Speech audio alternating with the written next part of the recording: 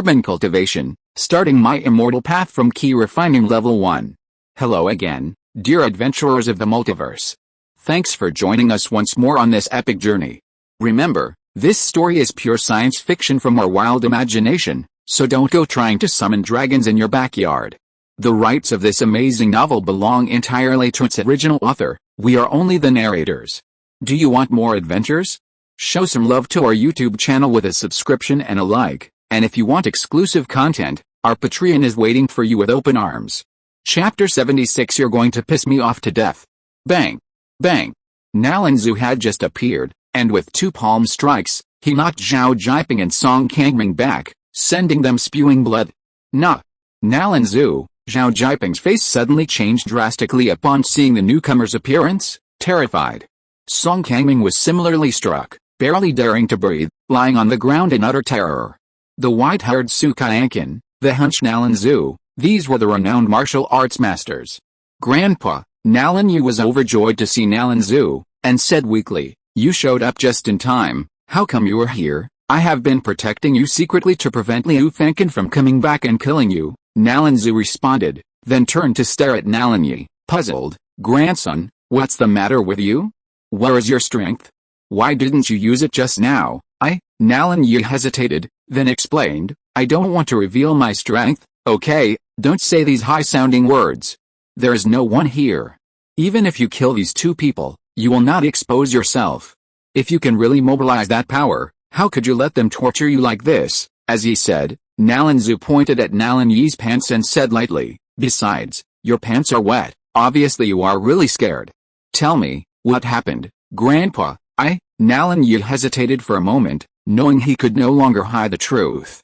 He lowered his head and whispered, "Actually, I don't have a master, and I've never practiced cultivation. Everything I said before was a lie." "What?" Nalanzu frowned, then asked in confusion, "Then why were you able to unleash the power of Pikuojin in the living room?" "I don't know. It was as if I suddenly became awesome," Nalanyi said aggrievedly. "That power disappeared after a few minutes, and I still don't understand what happened. How could such a thing happen?" Nalanzu looked at his grandson in surprise, but couldn't see any suspicion. "One more thing, Grandpa. Actually, the expert from Country D," Nalanyu was about to confess completely. But then, Nalanzu raised his hand to interrupt. "Let's talk about it later, then." Nalanzu's gaze fell on Zhao Jiping and Song Kangming, and he said in a deep voice, "Why do you want to kill Nalanyi?" "HMPH, he killed my son, so I can't pretend I don't know." Zhao Jiping met Nalanzu's gaze and said, "Master Nalan, I never thought I'd escape alive after falling into your hands today. Kill me or chop me up, it's all your will." "Haha, you're quite clever." Nalanzu's eyes flashed with murderous intent. He raised his hand and unleashed a terrifying stream of ki, instantly annihilating Zhao Jiping. Master Zhao, seeing this, Song Kangming knew he was doomed. He gritted his teeth and attacked Nalanyi, intending to take him away before he died. "How dare you be so presumptuous in front of the Grandmaster? How ignorant." Nalanzu sneered at this, then raised his hand and killed Song Kangming in an instant.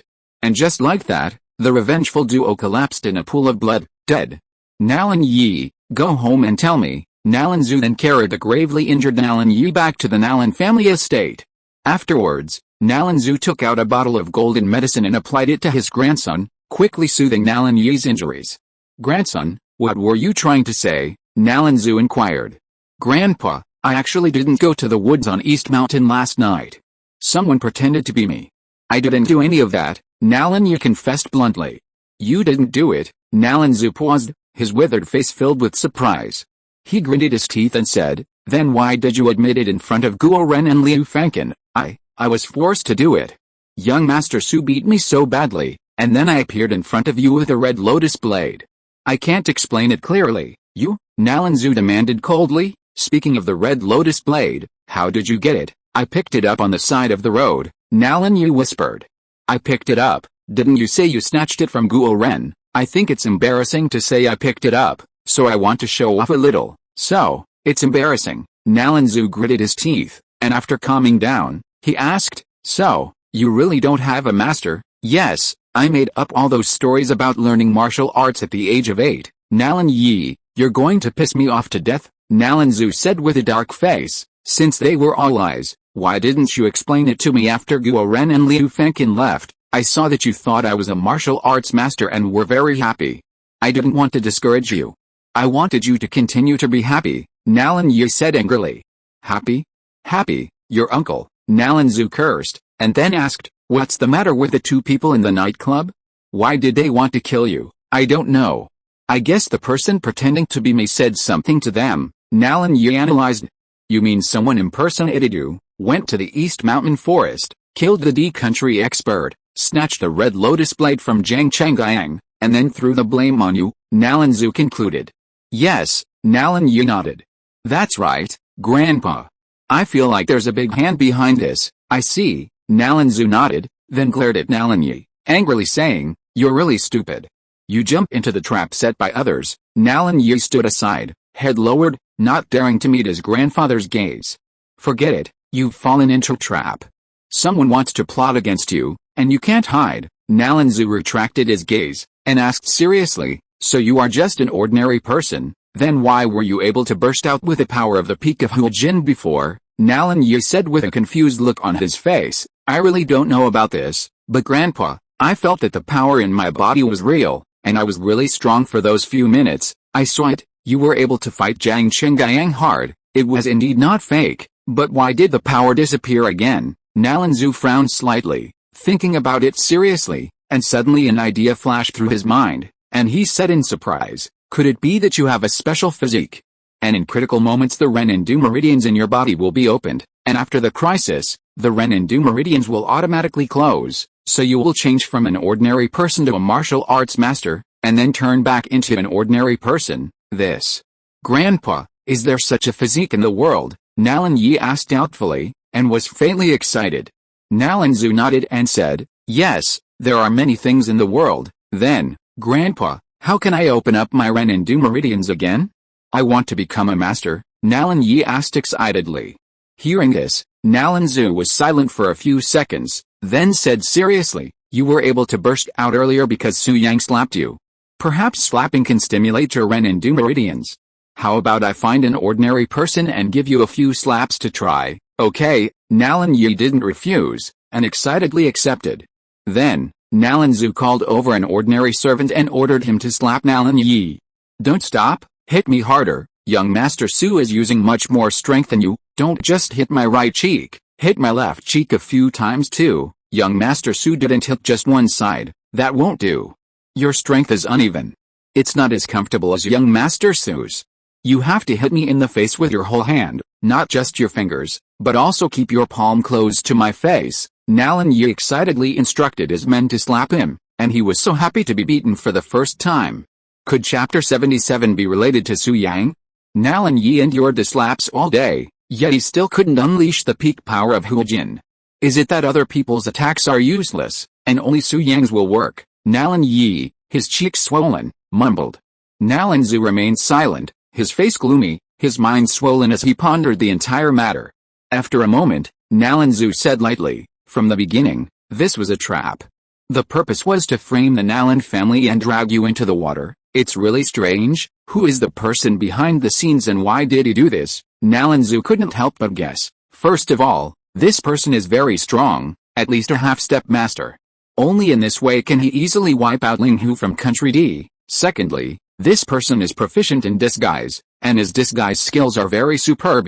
He can completely change his appearance. Nalan Zhu asked in confusion. Our Nalan family has a good relationship with everyone in Jiangbei and has no enemies.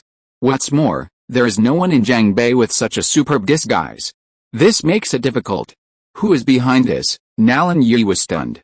His head was buzzing and he had no intention of thinking. He couldn't think of who it was, so he simply lowered his head and said nothing. That person wants you to take the blame, and the key evidence to take the blame is the red lotus knife. Thinking of this, Nalan Zhu looked at Nalan Yi and asked, Nalan Yi, where did you pick up the red lotus knife, and did you find anyone suspicious at the time? It's near the Mixuai City milk tea shop. As for the suspicious person, Nalan Yi thought seriously, then seemed to think of something, and said, Grandpa, young Master Su was also present at the time. Is he suspicious, young Master Su? Nalan Zhu frowned and said, what happened? Tell me. I rushed to the manor after receiving your call, But I had a car accident with young Master Su on the way, Nalan Yu recalled. Immediately afterwards, I found a red knife under my feet. I hurriedly picked it up, and after confirming that it was the red lotus knife, I quickly ran back to the manor. Moreover, the reason why I burst out with powerful strength was because young Master Su hit me. Nalan Yu couldn't help but guess. Grandpa, could this matter be related to young Master Su? Su Yang. Nalan Zhu silently repeated Su Yang's name, his eyes gradually icy. The Su family is powerful. Perhaps they know someone who can disguise themselves. Su Yang is a suspect. HMPH. This incident not only sows discord between the Nalan family and Country D, but also alienates my friendship with Ge Ren. Regardless of whether this person was sent by Su Yang or not, I will confront him and get to the bottom of this. Nalan Zhu was completely enraged, his expression gloomy and terrifying. He made a reckless decision. Before he knew it, night fell. Su Yang sat cross-legged on his bed, refining the evil spirit within him at a much faster pace than he had imagined. After a full day of refining, he had already absorbed a small amount of the evil spirit, and the bottleneck of the second level of key training had loosened. A faint spiritual energy emanated from his body. If he could refine all the remaining evil spirit, he would surely reach the third level of key training, with a chance of reaching the fourth level. For the time being, Su Yang had no plans to leave the house, and would only come out when he had a breakthrough. The martial arts master was too powerful. He didn't dare act rashly until he was sure he could handle him. After all, he was a disciple of Xuantian Immortal, so his priority was to maintain steady growth and avoid unnecessary distractions. But just then, a phone call rang. The caller ID read Li Fixuan. Su Yang opened his eyes, answered, and smiled softly. Wife, why did you think of calling me? Su Yang, you're amazing. You stood me up without even telling me. If I didn't call you, you wouldn't contact me anymore. Li Fixuan's cold voice echoed from the other end of the line. Su Yang was a little confused, and couldn't help but ask, Wife, what do you mean? When did I stand you up? How dare you say that? Didn't you promise to come to my grandfather's birthday party last night? Why didn't you come? Li Fixuan gritted her teeth and said, Not coming would be fine, but you didn't even tell me, just waiting for me to call you. Li Fixuan was furious. She had already agreed with her grandfather last night that Su Yang would come to celebrate his birthday, but he hadn't come. If Su Yang had something to say, he could have just called and Li Fixuan wouldn't be upset. But Su Yang didn't text or call. This made Li Fixuan extremely angry, and she considered ignoring Su Yang. But gradually, she couldn't control herself, and a sense of emptiness spread within her heart, so she called Su Yang. What do you mean by stood him up? Su Yang was slightly puzzled, but once he realized what was happening, he said, Honey, I'm sorry. I was a bit busy last night and didn't go to your house. Although I didn't go in person, I did send a birthday gift. Birthday gift? Su Yang, you're talking nonsense. When did you send the birthday gift? I asked Wang Fugi to send it. It's a tea brick called Blooming Fortune. Did the Li family receive it? Su Yang asked. Blooming Fortune? Li Fixuan remembered the birthday gift and gritted her teeth. Su Yang, Blooming Fortune was sent by the young Grandmaster Su Xuantian. Young Master Su. What does it have to do with you? Su Xuantian, young Master Su. Su Yang frowned. Well, the Li family did receive the blossoming wealth last night, and it was sent in the name of Mr. Su. Li Fixuan continued, and yesterday, Su Xuantian bought this tea brick in the Juman black market. Many people know that this Mr. Su must be Su Xuantian. Su Yang, you are not going to pretend to be Mr. Su, are you? Su Yang paused, thinking that it would be better not to tell Li Fixuan that he was Su Xuantian, otherwise he would let it slip in front of his father one day, and that would be tragic. So, Su Yang smiled lightly and said, Okay, wife, don't be angry, I can make up for it later, we in the Li family don't care. Li Fixuan's tone was full of arrogance, and she gritted her teeth and said, Su Yang, I never want to see you again in the future, never again. No, are you free tonight? I'll treat you to dinner, Su Yang asked. Okay, I want to eat lobster from Continent A and caviar from Country G. Su Yang, I'm going to rip you off tonight. See you at Joseph's restaurant. Unexpectedly, before Li Fixuan could respond, Li Kiki's voice came from the other end of the line, and then the phone was hung up. Joseph's restaurant, Su Yang smiled, then got up and left the room, preparing to come back in the evening to continue refining the evil spirit. Half an hour later, Su Yang drove a Porsche home and arrived outside Joseph's restaurant. This restaurant is the most upscale Western restaurant in Jiangbei, with many high-end ingredients. Su Yang got out of the car and strode into Joseph's restaurant. He met Li Fixun and Li Kiki in the lobby. Li Kiki ran over angrily when she saw Su Yang, pointing at him and yelling fiercely, "Su Yang, you guy, you cheated me so badly last time. What kind of cowherd drama is this? You big liar." Chapter 78 Su Yang, you are shameless.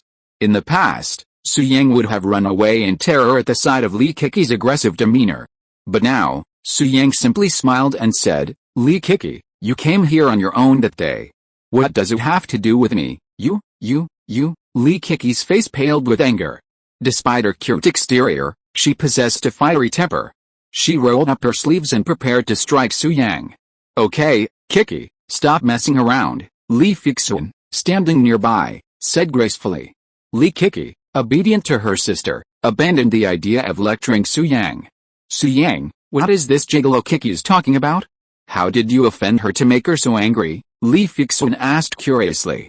"Well, you should ask Li Kiki. She's been in the same room with a great gigolo before, so she's sure she knows exactly what it's like," Su Yang said casually. "Su Yang, don't talk nonsense," Li Kiki blushed. "When did I ever share a room with a cowherd?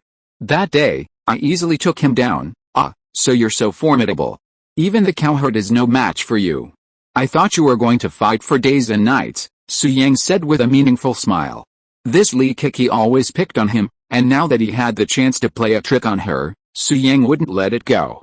Li Kiki wasn't stupid, she understood the illusion to fight for days and nights. Her face flushed, and she angrily shouted, "Su Yang, you're shameless." Li Fixun, standing nearby, grew even more curious and asked again, "I don't understand what you two are talking about. Can you tell me what a cowherd is?" "Hey, honey, since Kiki won't tell me, I'll tell you. Cowherds specialize in providing services." "Su Yang, don't say it," Li Kiki hurriedly tried to stop him, not wanting him to reveal the truth. Although she didn't know what a gigolo was, which was why she waited for him in the private room, it was still true that she was looking for one. If your sister knew, it would be so embarrassing. "Li Kiki, why should I not say it if you don't let me?" Su Yang said with a playful smile. "Of course. If you want me to keep it quiet, just call me brother-in-law." In a coquettish tone, Li Kiki glared at Su Yang with gritted teeth, wanting to slap him, but she finally gave in and said coquettishly, "Brother-in-law, well, that's better. Be more polite to brother-in-law from now on, and don't always pick on me," Su Yang said seriously. "Brother-in-law, bullshit. Su Yang, a playboy like you can never even dream of being my brother-in-law. My brother-in-law must be a towering superhero. Only such a man is worthy of my sister." Li Kiki was filled with contempt for Su Yang, but on the surface, she obediently agreed. "Okay, brother-in-law, I was wrong. I won't do it again," Li Kiki said in a baby voice. There was nothing she could do. Su Yang knew she'd been with a gigolo, and she couldn't let anyone know, so she had to obey him. "You too, that's inexplicable." Li Fixun simply smiled and didn't press the issue, not even asking why Su Yang went to the high-end club. First, it was perfectly normal for young Master Su to go to a high-end club. It wasn't unusual at all. If one day, he stopped going, that would be abnormal. Second, Li Fixun now saw Su Yang as a young talent who knew how to be patient. Such a person must be self-disciplined, otherwise they wouldn't have been able to hide their abilities for so many years. Simply put, Li Fixun's view of Su Yang changed. Now, she saw him as a calm and composed young man who cared about the overall situation. There were many things Su Yang did, and there were definitely reasons for them, so she wouldn't ask too many questions. A wise woman is never the type to ask questions. Because if someone wants to talk, she will tell them even without being asked. If someone doesn't want to talk, they'll just make excuses when asked, which will eventually lead to annoyance. The main thing is that Li Fixun now trusts Su Yang. It's precisely because of that trust that she's so angry when Su Yang, having promised her birthday celebration, doesn't show up. Thinking of this, Li Fixun's smile fades, and she gives Su Yang a glare. "Wife." Seeing this, Su Yang said, "Wife, I was really busy last night. I'll come to your house another day to celebrate Grandpa's birthday alone. My anger isn't primarily because you didn't come," Li Fixun said, looking at Su Yang. "I'm angry that you didn't come, and didn't tell me. You know, I waited outside for you for 2 hours, It's my fault, wife. I won't do that next time. Don't be angry, Xuantian consoled. Xuantian Immortal Emperor has never been a bootlicker. Whether in the immortal realm or on Earth, he has his own code of conduct. But, to be honest, he was indeed a bit careless about what happened last night. He should have called Li Fixun to talk about it. When two people get along, mutual understanding and communication are crucial. Xuantian hadn't done that, which was why he apologized. Li Fixun smiled, not being unreasonable, and said, "Don't do that next time, okay, honey, let's go in and eat. It's my treat." "Don't stand around outside," Xuantian said with a smile. "It's definitely your treat, Xuantian.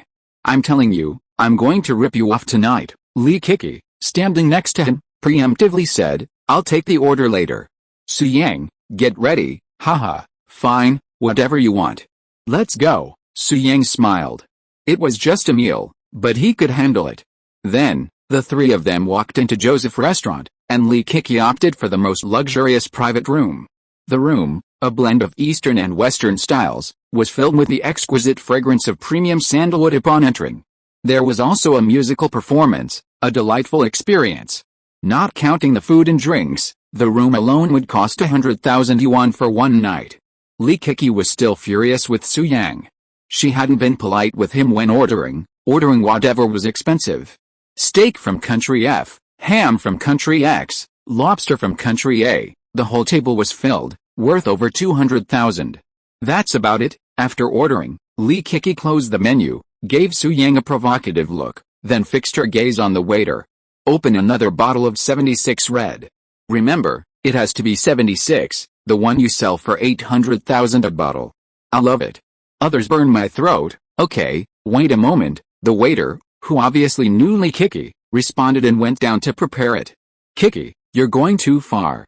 Why order such an expensive bottle?" Li Fixun said unhappily. "Sister, I want to drink. Besides, Xuantian has money, so he told me to order whatever I want." Li Kiki looked at Xuantian provocatively and said with a smile, "Really, Xuantian?" "Yes, don't blame me, Kiki," Xuantian replied with a smile, but he felt a little annoyed inside. It wasn't because he was worried about the money, but more because Li Kiki was looking for trouble again. "Let's not talk about the wine, but Kiki, why did you order so many dishes?" Li Fixun asked. "To eat. I have a big appetite. Don't you want to be a kung fu star in film action movies? You should pay attention to your figure and don't eat so much. If you get fat, you won't look good on camera," Li Fixun reminded her. "Oh, I almost forgot," Li Kiki realized and smiled. "It's okay. You can take away any leftovers, Kiki. So you want to be in an action movie? Why didn't you tell me?" At this moment, Xuantian's lips curled up in a playful smile, and he said softly, "I know a super awesome film and television company that specializes in action movies, called Tomato Media. I'll introduce you to be the leading actress someday." Chapter 79 excited Li Kiki. Really, hearing this, Li Kiki was overjoyed. She looked at Xuantian excitedly and asked as if to confirm, "Xuantian, do you really have acquaintances in the film and television media company?" "Of course it's true. Why would I lie to you?" Xuantian continued, "but since you don't believe me, forget it. Anyway, with your Li family's resources, you can contact the film and television company." "I believe you, Xuantian, I believe you," Li Kiki said. "Actually, I won't hide it from you. Except for my sister, no one in my family supports me making action movies. They say that being in the public eye has a bad influence, but this is my dream. Since I was a child, I have hoped that one day the action movies I shot would go viral on the internet and be well known by the public. For this dream, I practiced martial arts hard. Unfortunately, my family doesn't want me to be a kung fu star, and I can't contact the crew myself." Li Kiki looked at Xuantian with a pair of watery eyes and pleaded, "Xuantian, just help me. Make my dream of making an action movie come true. I will be grateful to you. It's a small matter. I am a good friend of the boss of Tomato Media. I can just make a phone call and arrange for you to be the heroine in minutes," Xuantian said with a smile. Li Kiki said excitedly, "So, you are willing to help me?" "Yeah, haha, that's great. I'm going to be a kung fu star. I'm going to make an action movie." Excited, Li Kiki asked curiously, "Xuantian, is the Tomato Media you mentioned a big film and television company? Why haven't I heard of it?" "Of course it's big. Tomato Media focuses on domestic films. It's no exaggeration to say that it is an unsurpassed pyramid in the production of domestic action movies. So amazing. Lee Kiki was very excited and asked hurriedly, Suyang, after you help me contact them, when can I participate in the filming? I want to shoot as soon as possible, the sooner the better. I can't wait for everyone to see me on their mobile phones. Also, can I be the only female lead? Sure, Suyang nodded and said, they are very productive. They produce several excellent works every month, and they will use different newcomers. If you want to go, I will ask them to arrange it for you. With my relationship with the boss, everything will be arranged properly. It should be ready to start in the next few days, Suyang continued, and don't worry. The experience and acting skills of those male leads are undeniable. It's just that you might be exhausted. After all, you'll be filming opposite experienced male leads. It's okay to be a little tired. As long as I can film an action movie, I can endure any hardship or fatigue. Lee Kiki quickly expressed her attitude and asked the question that concerned her most. Suyang, how is the exposure of Tomato Media's works? Will they be seen by many people? Are they good at promoting them? Tomato Media's works don't need extensive promotion because everyone trusts them. Suyang suppressed a smile and said seriously, you may not know, but there's a saying in the industry that Tomato's products are always top-notch. Great. Lee Kiki was extremely excited, then blushed and asked shyly, Suyang, does the action movie I'm about to film have that kind of scenes? What kind? It's the sex, scenes. With that, Lee Kiki became even more shy. She had never been around a guy in her life, and she longed to fall in love with her future boyfriend on set. Sex scenes? Suyang couldn't help laughing, then chuckled and said, of course there is. The male lead must be very handsome, and you won't suffer any loss. Haha, grudges in the martial arts world, love and hate. This is the movie script I have always dreamed of. Lee Kiki was moved, and anxiously urged, Suyang, please help me contact her now, please, don't worry, since I promised you, I will definitely help. Suyang smiled, and then said inconspicuously, it's just that, Lee Kiki, your sister is my fiancée, and you always call me by my name. Isn't it not good? Brother-in-law. Lee Kiki understood what Suyang meant, and hurriedly said, from now on, I will always call you brother-in-law. Is that okay? Who would believe it, unless you swear an oath? Okay, I, Lee Kiki, swear to heaven that from now on, I will call Suyang brother-in-law.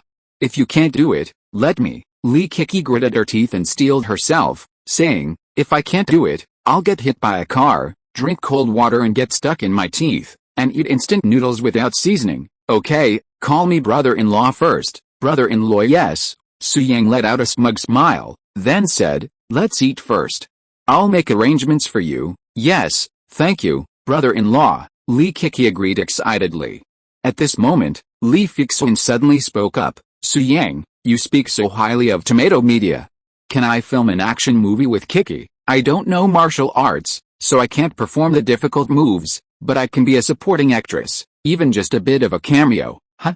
Lee Fixun is also going to Tomato Media to film a movie?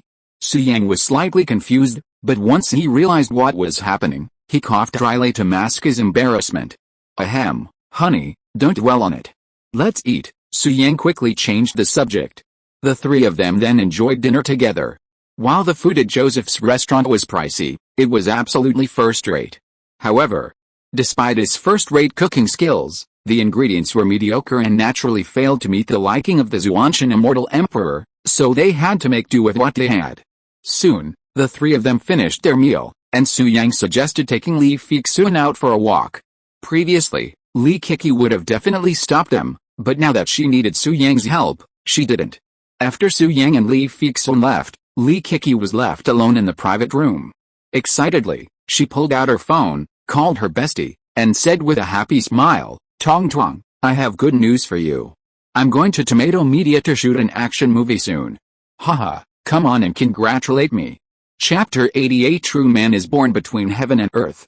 At the same time, in the luxurious villa area of Jiangnan, in a room decorated in delicate pink, a beautiful girl was lying on the bed watching Dawan.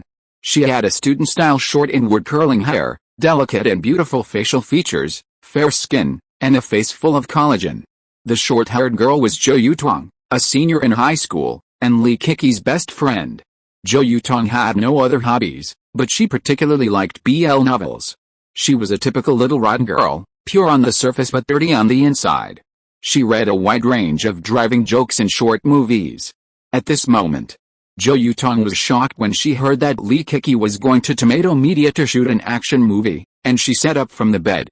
Incredibly, she asked, Kiki, are you kidding me? No, Tong, I really am working with Tomato Media. On the other end of the line, Lee Kiki excitedly declared, my brother-in-law said he knows the owner of Tomato Media and will put me in touch with him.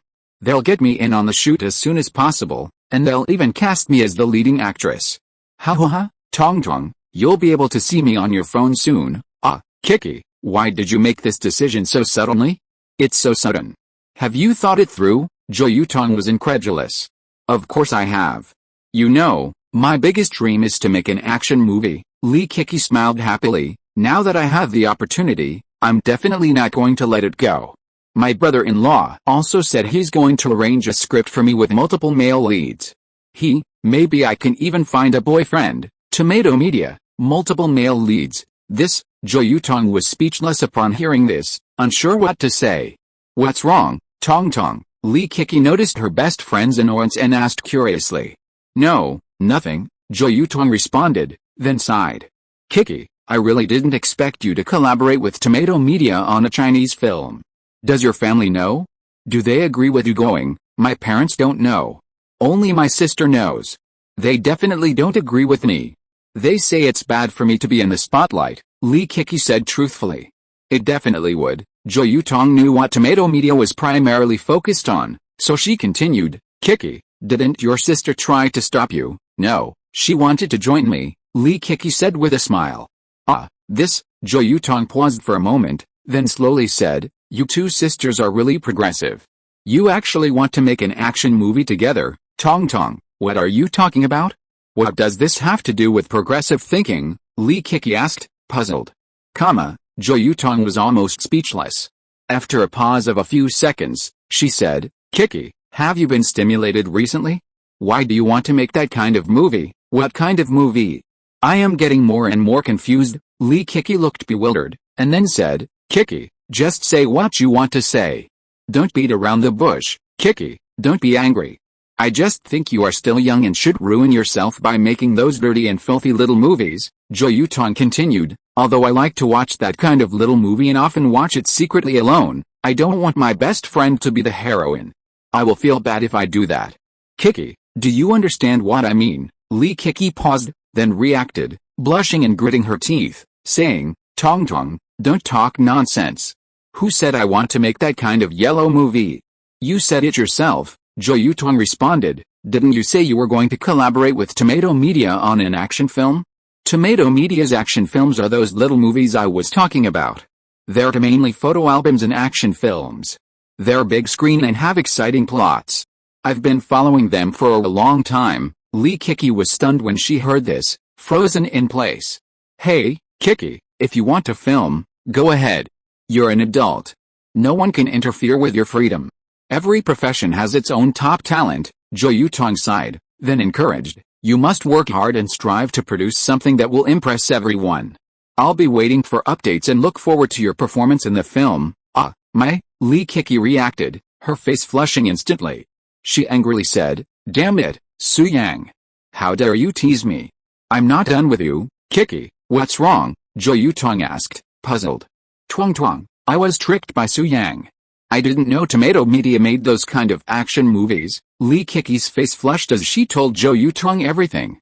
Haha, so that's how it is. Jo Yutong couldn't help but burst out laughing. Young Master Su is stealing bamboo shoots. I'm dying of laughter. Are you my best friend? You can still laugh, Lee Kiki said angrily. Kiki, don't be angry. I won't laugh anymore. Jo Yutong suppressed a smile and asked, So, are you still planning to work with Tomato Media now? What the hell? I'm not going to talk to you anymore.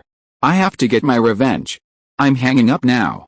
I'll come to Jiangbei when I have time. With that, Lee Kiki hung up the phone. What a shame. I won't be able to see Kiki's performance.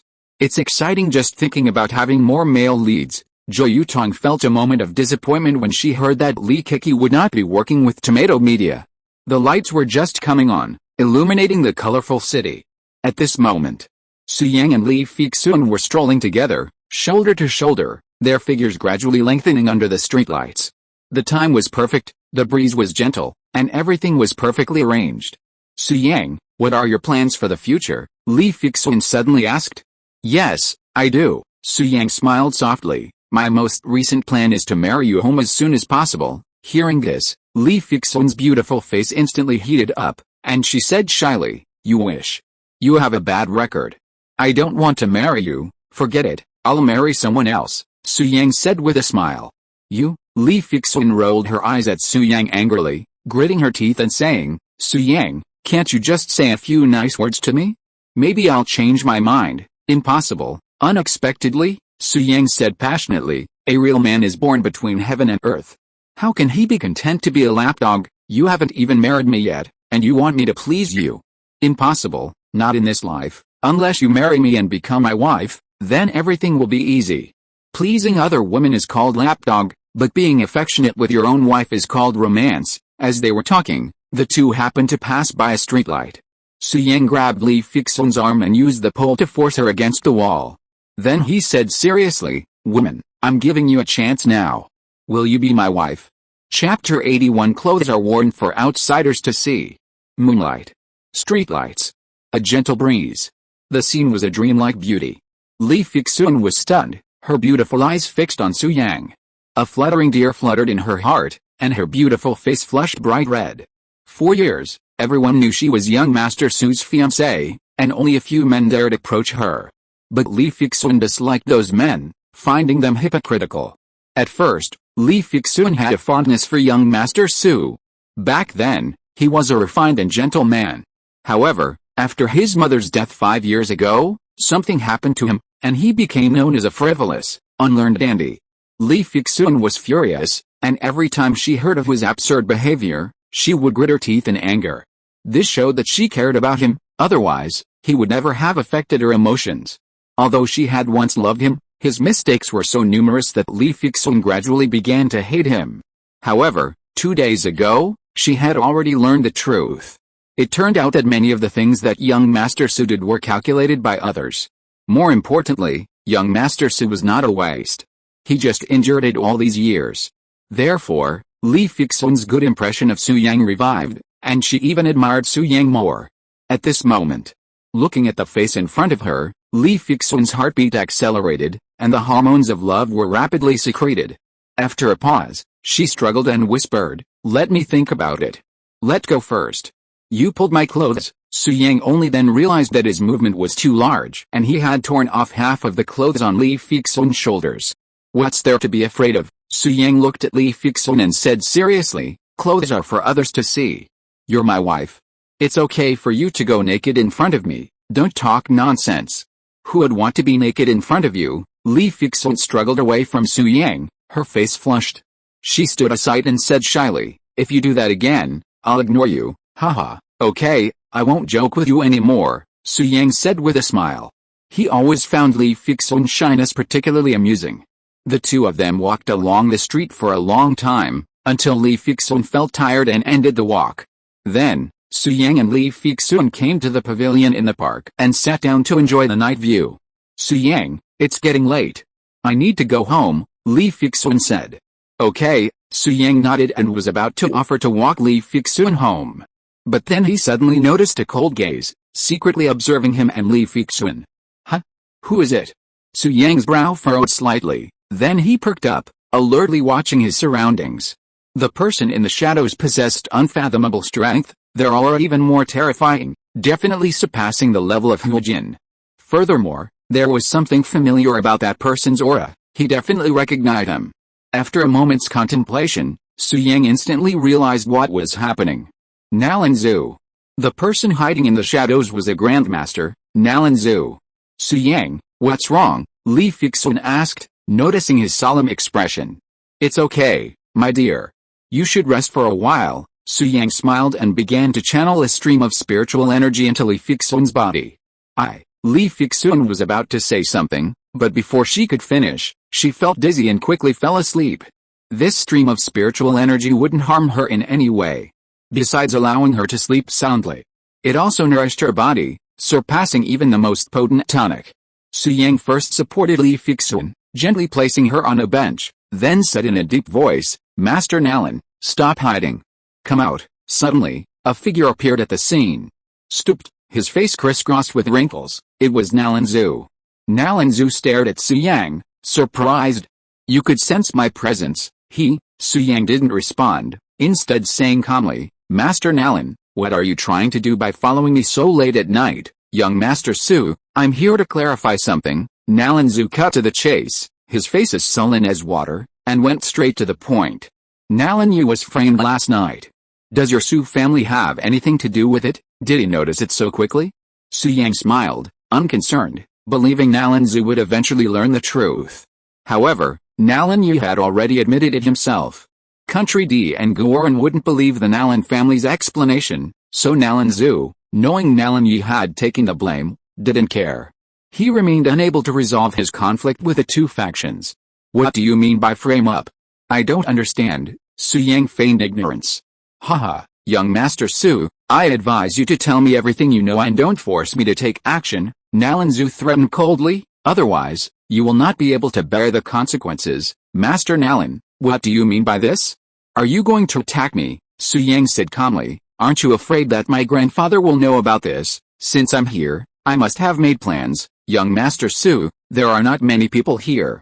Even if I kill you, I'm afraid no one will know." Nalan Zhu smiled coldly, "With my means, I will not leave any evidence, and your grandfather will certainly not suspect me. Now, tell me everything that happened last night, and I might consider letting you live." "I really don't know what happened last night," Su Yang said rongedly. "HMPH, you're still quibbling. It was you who deliberately placed the red lotus blade at Nalan Yu's feet. You must have known about it," Nalan Zhu said in a deep voice. "Young Master Su, if you don't say it, don't blame me for being cruel. The girl next to you is Li Fixun, the eldest daughter of the Li family. I'll kill you first, then kill him. No one will know it was me." Su Yang understood. This old bastard began to doubt himself, and his eyes turned cold. At this point, he had nothing to pretend. He said indifferently, "Nalan Zhu, if you want to kill me, it depends on whether you have the ability." Buzz.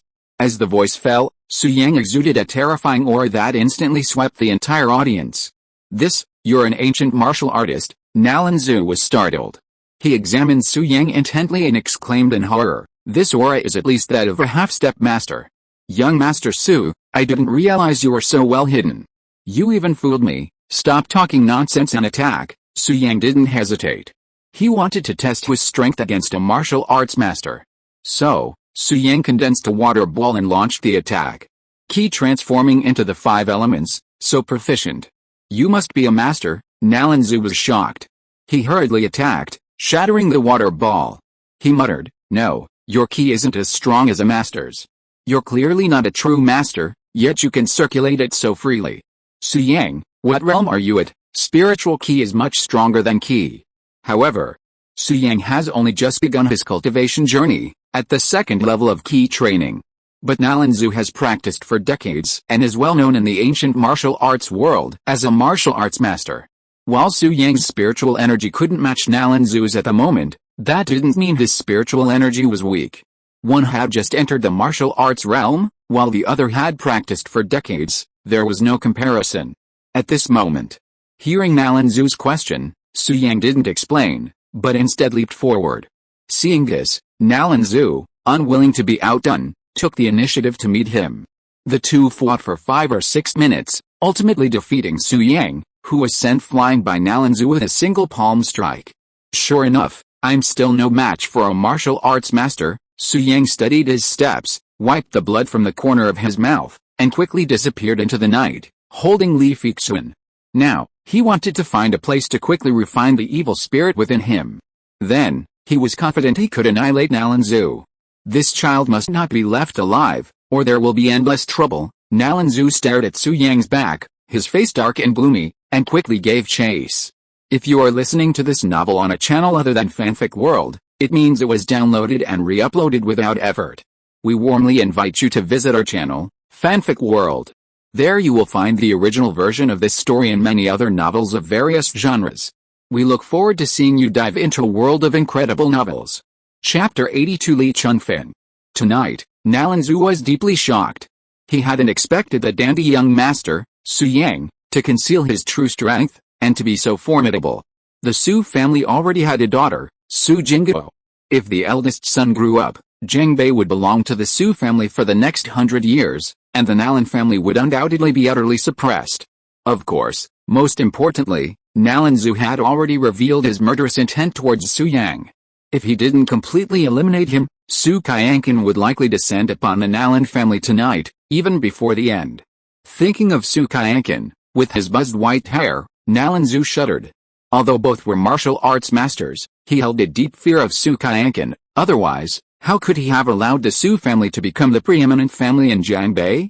In short, tonight, no matter what, Nalan Zu would eliminate Su Yang to prevent any future trouble. In the darkness, Su Yang, holding the unconscious Li Fixun, moved swiftly and maneuvered. Nalan Zu chased after him, but it looked like he wouldn't be able to catch up with Su Yang for a while. At first, Nalan Zu panicked, fearing Su Yang would escape into the Su family manor, where he would be unable to pursue him. Instead of heading towards the manor, Su Yang headed towards the East Mountain, a move that drew a wave of sneer from Nalan Zu. Haha, Su Yang, are you panicking? Nalan Zu's lips curled up, his eyes filled with murderous intent as he relentlessly pursued Su Yang. About 10 minutes later, Su Yang plunged into the woods of East Mountain and vanished from Nalan Zu's sight. Seeing this, Nalan Zu frowned slightly. He scanned his surroundings carefully, but could find no trace of Su Yang. Su Yang, don't think I can't find you just because you're in the woods, Nalan Zu sneered, then leaped a few times to the midpoint of East Mountain. From this vantage point, he could gaze down at the entire forest. Of course, the dense forest prevented Nalan Zu from seeing what was happening inside, but once he left its shelter, he would be able to spot Su Yang immediately. Su Yang, aren't you known for forbearance? I want to see how long you can endure. With this thought in mind, Nalan Zu sat cross-legged halfway up the mountain, his hands clasped around the moon, and entered a state of cultivation. However, he remained vigilant, certain to detect Su Yang if he left the woods. Meanwhile, Su Yang, holding Li Fixun, hid in a cave deep in the woods. The cave was deep and dark, the very place where the red lotus blade had been unearthed last night. Nalan Zu, it's best if you don't leave. Give me a day. By then, even if you want to leave, you won't be able to. Su Yang could naturally sense Nalan Zu's presence, and a grim smile played on his lips. Then, he gently lowered Li Fixun to his bed and released a stream of spiritual energy, forming a transparent, warm shield so that Li Fixun could sleep peacefully, safe from the cold air. After settling Li Fixun, Su Yang sat cross-legged and entered a state of cultivation. The 9 netherworld prison suppression art began to circulate within Su Yang, week after week, repetitively. The evil spirit within him was gradually transformed into spiritual energy. At this moment, the Jiangbei Li family was in chaos. The Li family's patriarch, Li Chunfeng, with his youthful face and white hair, dressed in long robes, resembled a Taoist priest cultivating immortality in a TV drama. Li Chunfeng, who should have been calm and composed, was now extremely anxious. How could Fei Zhuan disappear? Her phone can't be reached. This is too abnormal. Li Chunfeng gritted his teeth and said, where was she last seen, and who is she with? A middle-aged man with a stubble on his face said, Father, I asked around.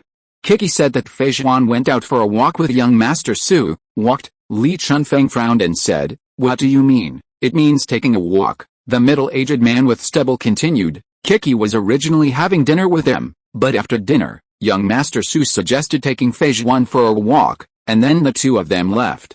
Now Fei Zhuan's phone can't be reached, and the surrounding surveillance cameras are all broken, so we can't find out where they went. The surveillance cameras were destroyed by Nalan Zu. He was worried that his whereabouts would be exposed, so he destroyed all the surveillance cameras wherever he passed by with his true energy. Young Master Su, Li Chunfeng gritted his teeth upon hearing this. Why would Fixun go out with that notorious bastard? Kiwu, investigate. Immediately send out the Li family's experts. We must find their location. Fixun is my most beloved granddaughter. I've wanted to cancel this crappy engagement a long time ago. That rubbish, young Master Su, lost to Fixun in the dogfight last time. If it weren't for his friendship with Su Qianqan, I would have killed him that very day. Li Chunfeng was furious, and now, this loser actually took Fixun out alone and deliberately destroyed the camera. He clearly has ulterior motives. If anything happens to Fixun, I'll kill him even if I have to break with the Su family. Yes, Li Kewu gritted his teeth and agreed, then went downstairs to make the arrangements. He had no sons, only 2 daughters. He was afraid they would melt if he held them in his mouth, and afraid they would fall if he held them in his hands. Now that he knew the notorious young Master Su had taken his daughter away, he was naturally furious and secretly vowed to torture him mercilessly upon finding him. HMPH, the Su family has a scumbag. Su Qianqan is indisputably responsible for this. I'm going to go talk to that old bastard. After Li Kewu left, Li Chunfeng, furious, went straight to the Su family manor and roared at the top of his lungs, "Su Qianqan, return my granddaughter." This shout startled everyone in the manor. "Master Li, you've arrived. Please come in." Su Shenbing led his men out to greet him. Zheng Bei boasted 2 prominent masters, the white-haired Su Qianqan and the hunched Nalan Zhu. But privately, Zheng Bei boasted more than just these 2. As one of the 4 great families, the Li family naturally possessed a legacy, and Li Chunfeng was the family's strongest backer. Li Chunfeng excelled with the sword, but no one knew what kind of sword he used.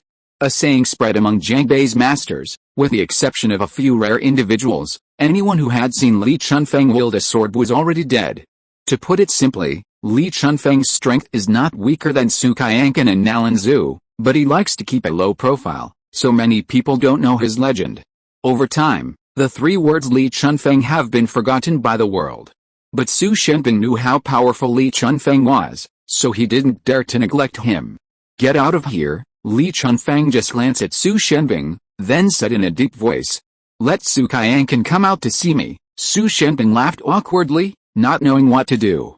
At this moment, Su Qianqan, with a crew cut and white hair, appeared and said unhappily, "Li Chunfeng, what's wrong with you?" "Humph." Li Chunfeng looked at Su Qianqan and said coldly, "Su Qianqan, my granddaughter is missing, give her back to me." Chapter 83, Key Training Level 3.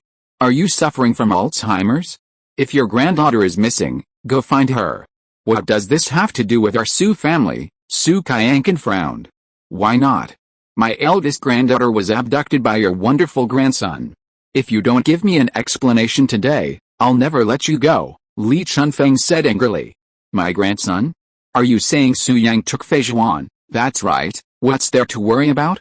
They're engaged. Isn't it normal for them to get a room together at night and not go home? Su Qianqan said calmly. Shut up, Su Qianqan. What kind of person is your grandson? He's been acting recklessly these past few years, living a life of luxury. Is he worthy of my Fei Zhuan? Li Chunfeng's face was filled with disdain at the mention of Su Yang. He said coldly, I've wanted to cancel the engagement for a long time, but I just haven't found the right opportunity. Fuck you, Li Chunfeng, you bastard. How dare you look down on my grandson? Su Qianqan was furious. Although he knew what kind of person Su Yang was and often despised him, Su Yang was his grandson. He could look down on him, but not others. So, without saying a word, Su Qianqan rushed forward to attack Li Chunfeng. HMPH, well, let me see how much you've improved over the years and whether you're still worthy of the title of Zheng Bei's #1 master. Li Chunfeng was not to be outdone, and with the energy surging throughout his body, he met Su Qianqan. Then, the two started fighting, with the energies raging all around, and the scene was magnificent. Father, Patriarch Li, you guys take your time fighting. I'm going to prepare a midnight snack. Remember to come and eat something when you're tired. Seeing this, Su Shenbing smiled lightly, and then led his men back to the manor. He was used to it. It was obvious that Su Qianqan and Li Chunfeng did this often. The two fought for more than 100 rounds, and only stopped when they were both exhausted. The friendship between Su Qianqan and Li Chunfeng wasn't built overnight. They were comrades in their youth, both having weathered battles through bloodshed. It wouldn't be an exaggeration to say they were close friends. Plus, both had extremely hot tempers, prone to fighting at the slightest disagreement, which led to frequent clashes over the past few years. However, in recent years, Su Qianqan's injuries had worsened, prompting him to retreat and cultivate, reducing his sparring with Li Chunfeng. Normally, they'd only sit down and chat peacefully after a fight, and tonight was no exception. Li Chunfeng, enjoying his midnight snack, recounted the incident. This is a bit strange. Su Yang, that useless piece of shit, wouldn't mess with the surveillance. Su Qianqan pondered this for a moment, a grim suspicion forming in his mind. He frowned and said, "Someone's been trying to kill Su Yang lately, setting up traps time and again. Could it be that person's doing it again?" Su Shenbing, standing beside him, then said, "I assigned Guo Yi to secretly protect Su Yang. But this morning, Su Yang followed Guo Ren to the Nalan residence. Guo Yi, sensing the presence of instructor Guo Ren, discontinued his escort, so I can't find out where Su Yang went. Disperse all the secret guards. Even if we have to dig deep into Jiangbei, we'll find Su Yang and my granddaughter-in-law," Su Kaiankin ordered. "Yes," Su Shenbing agreed, and then left the restaurant. "Su Kaiankin, watch your words. Your granddaughter-in-law? I wasn't kidding. Our Li family is breaking off the engagement." Li Chunfeng gritted his teeth. "Brother Li, why do you want to cancel the engagement?" "Actually, my grandson is quite outstanding.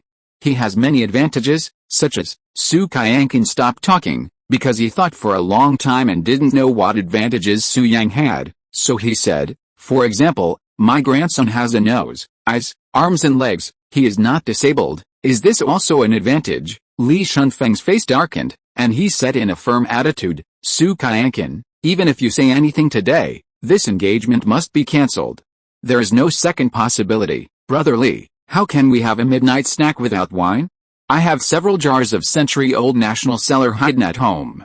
How about a couple of sips?" Su Kaiankin changed the subject. National Cellar. 100 years old. At that, Li Chunfeng swallowed hard, his thirst for alcohol instantly peaked.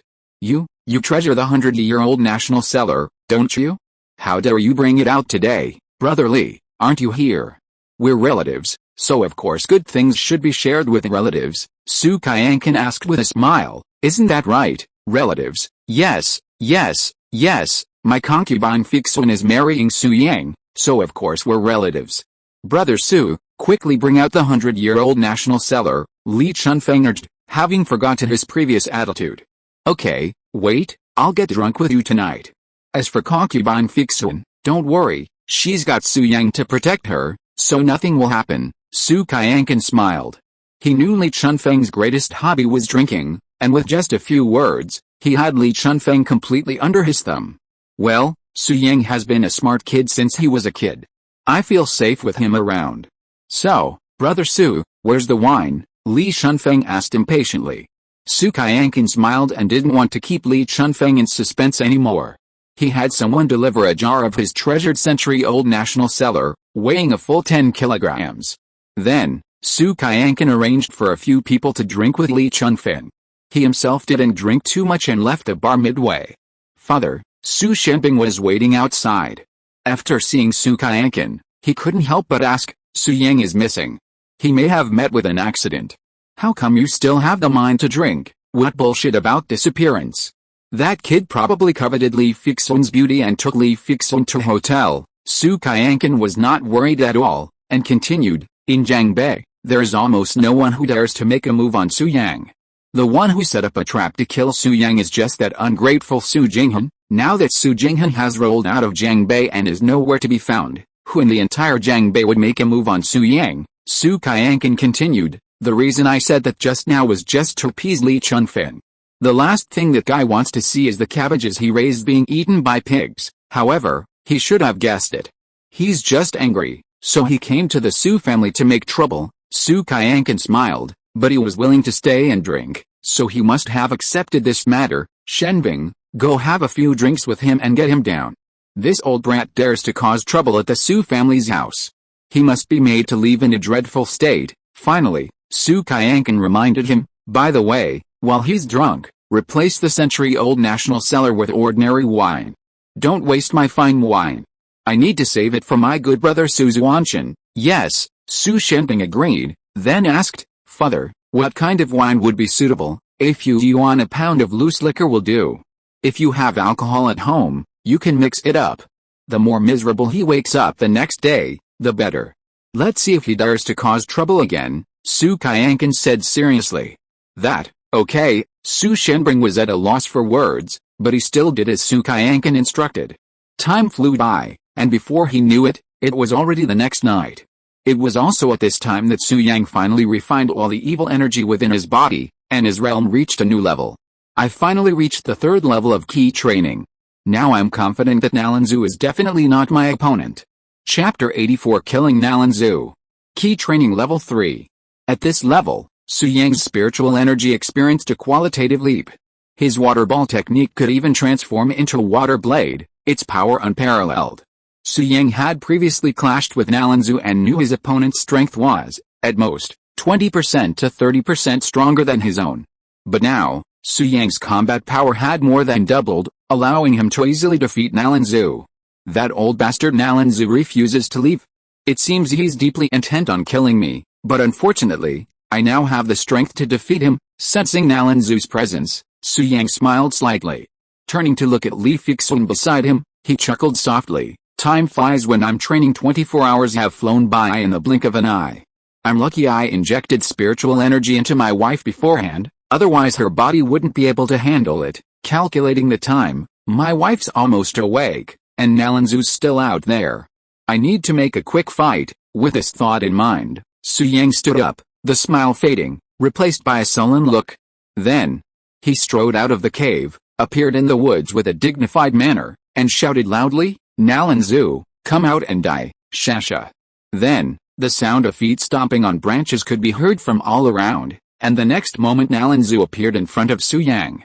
Haha, Su Yang, you finally couldn't help but show up. Nalanzu laughed lightly, his eyes filled with murderous intent. Nalanzu, I have to admit, you have a keen sense of smell. You actually guessed that what happened that night was related to me. Su Yang looked at Nalanzu and said with a playful smile, however, the more you know, the more dangerous it is. You won't be able to leave these woods tonight. Haha, what an arrogant young man. Nalanzu sneered at this. Su Yang, I admit that you are quite powerful, but there is still a gap compared to me. How dare you speak so arrogantly in front of me? Didn't we not fight last night? Do you think you are my opponent? Nalanzu continued. It's no exaggeration to say that you wouldn't last more than 30 rounds in my hands. But I'm curious, who did you learn your skills from, and how did you frame Nalanyu the night before last? Hearing this, Su Yang chuckled softly. Haha, Nalanzu, since you are about to die, I can answer your second question. As he spoke, Su Yang performed the disguise technique, and with a wave of his hand, he transformed into Nalanyi. Nalanzu, do you understand what's going on now? Su Yang said in Nalanyi's voice. You know how to disguise yourself. Nalanzu was briefly shocked, then relieved. He said, as if understanding, now everything is clear. I presume it was you who disguised yourself as Nalanyi, killed the country D expert, uttered those patriotic words, and then snatched the red lotus blade from Zhang Chenggang, deliberately causing conflict between our Nalan family and these two factions. Su Yang, I had my suspicions about all this, but I thought it was your Su family's experts who did it. I never thought it was you who did it. I'm so surprised. Nalanzu stared at Su Yang and said in a deep voice, you are not only powerful, but also scheming and forbearing. You are truly exceptional.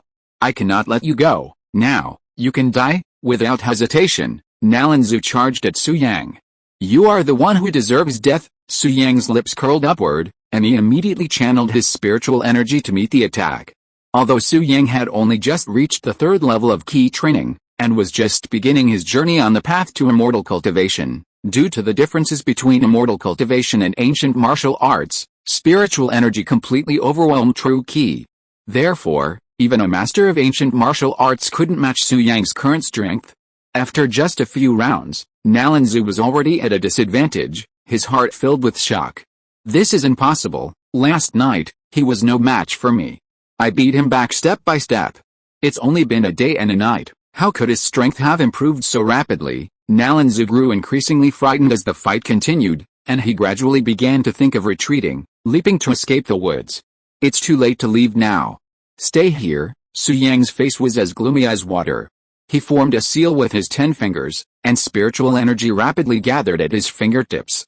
In an instant, a water blade formed by spiritual energy leaped from Su Yang's fingertips, and the next moment, the water blade shot out. The water blade cut through the air at a speed so fast that it was invisible to the naked eye. In the blink of an eye, it had already slit Nalanzu's throat. Puff! Nalanzu fell heavily to the ground, blood gushing from his aorta, staining the dark night sky red. You, such horrible methods. Ugh! Nalanzu tried to cover his neck, but his throat was already severed, making it useless. He was still dead before he could finish his words, his heart still throbbing. A master, nothing more than that. Su Yang looked at Nalanzu's body with a blank expression, then stepped forward to search him. This was a habit he had developed in the immortal realm. After killing an opponent, he would subconsciously feel around for anything he could use. However, Nalanzu disappointed him. He had nothing of value on him, only a cell phone, and it was an old-fashioned one. What era is this? Still using a crappy phone like this? What a waste. The old-fashioned phone had no password, so it opened easily. Su Yang picked it up and played with it for a while. He soon discovered that Nalanzu loved texting. He kept Nalan Mings and Nalan Yi informed of many things via text, even communicating with Country D via text. So the Nalan family is collaborating with Country D. That old bastard actually betrayed his country and surrendered to the enemy. He deserves death. After seeing the message, Su Yang kicked Nalanzu's corpse. Then, a playful smile crossed his lips, and an idea occurred to him. He could use his phone to do something about it. Next, Su Yang used Nalanzu's phone to compose a message and sent it to Liu Fengqian in Country D. It read, Liu Fengqian, from now on, our Nalan family will cut off all ties with you. If you want to kill me, come and kill me. I'm always here to serve you. Also, I want to inform you that from now on, the Nalan family will swear allegiance to China. If you ever attempt to lay your hands on Chinese territory, our good sons of the Nalan family will fight you to the death, even to the bitter end, to defend Chinese territory. After sending the message, Su Yang quickly deleted it, eliminating the record on his old phone while allowing Liu Fengqian to receive it. Then, Su Yang found Nalan Yi's phone number, composed the message, and sent it. Content: I have been targeted by the masters of Country D and am now on the run. If I die, it must be the work of Liu Fengqian from Country D or my grandfather's best grandson. You must avenge me. After sending this message, Su Yang did not delete it. Instead, he wiped off his fingerprints and placed it in Nalanzu's arms. Chapter 85. The years are quiet and time is not dry. Alright, now we're going to have another good show. After finishing all this, Su Yang smiled softly, very satisfied with his masterpiece. Nalan Yi, why are you here? Did you kidnap me? What did you do to me? At this moment, Li Fixun regained consciousness, walked out of the cave, and saw Su Yang disguised as Nalan Yi. Her face suddenly changed drastically, and she spoke through gritted teeth. As a descendant of a prominent Jiangbei family, Li Fixun naturally knew Nalan Yi, and at this moment, she felt angry and panicked. Seeing this, Su Yang couldn't help but find it amusing. Deciding to tease Li Fixun, he slowly approached, chuckling playfully, Haha, Li Fixun, in the wilderness, alone with a single woman, what did I do to you? Of course, I did everything I could. Come on, let's continue. I haven't had enough yet, shame on you. Li Fixun's eyes instantly turned red, filled with despair. She backed away, saying, Nalan Yi, get out of here. My grandfather won't let you go. Don't worry. I'll imprison you here as my slave and won't let you out. No one will find out. In 8 or 10 years, give me a few children, and then I'll take you out. Your grandfather will definitely be reluctant to kill me. After all, I'm the father of his grandchildren. Nalan Yi, a snarling grin on his face, approached Li Fixun and gradually extended his claws. Ah, you're despicable. Li Fixun burst into tears, her emotions shattered. She crouched on the ground, sobbing helplessly. Ahem, Su Yang realized he'd gone too far in his joke and quickly regained his composure, soothing her, Honey, don't cry. It's me, Su. Su Yang. Li Fixun looked up. There was no Nalan Yi in sight. The person standing before her was truly Su Yang. Instantly, Li Fixun stood up and threw herself into Su Yang's arms, hugging him tightly as if grasping at a lifeline. Okay, honey, don't be afraid. I actually brought you here. I was pretending to be Nalan Yi. I shouldn't have teased you and frightened you. Su Yang gently touched Li Fixun's head and soothed. After half a minute, Li Fixun finally stopped sobbing. Her beautiful eyes fixed on Su Yang, and she gritted her teeth and said, Su Yang, you're so boring. Why did you make such a joke? Su Yang, knowing he was indeed in the wrong, smiled and said, It's all my fault. Don't be angry. Li Fixun rolled her eyes at Su Yang and asked, How did you become Nalan Yi just now? It was just a little disguise, Su Yang said with a smile. Disguise? I've seen Nalan Yi so often, but I never recognized him. I thought it was really him. It's amazing, Li Fixun was surprised, then curiously asked, "By the way, Su Yang, weren't we just walking in the park? Why are you here?" "It's a complicated story," Su Yang explained. "Well, I noticed someone was watching me, so I used a trick to make you fall asleep. Then I fought that person, but I couldn't defeat him, so I took you and hid here." "I see." Li Fixun rolled her eyes at Su Yang again, then continued, "Are you stupid? This place is dozens of miles from the park we were walking in.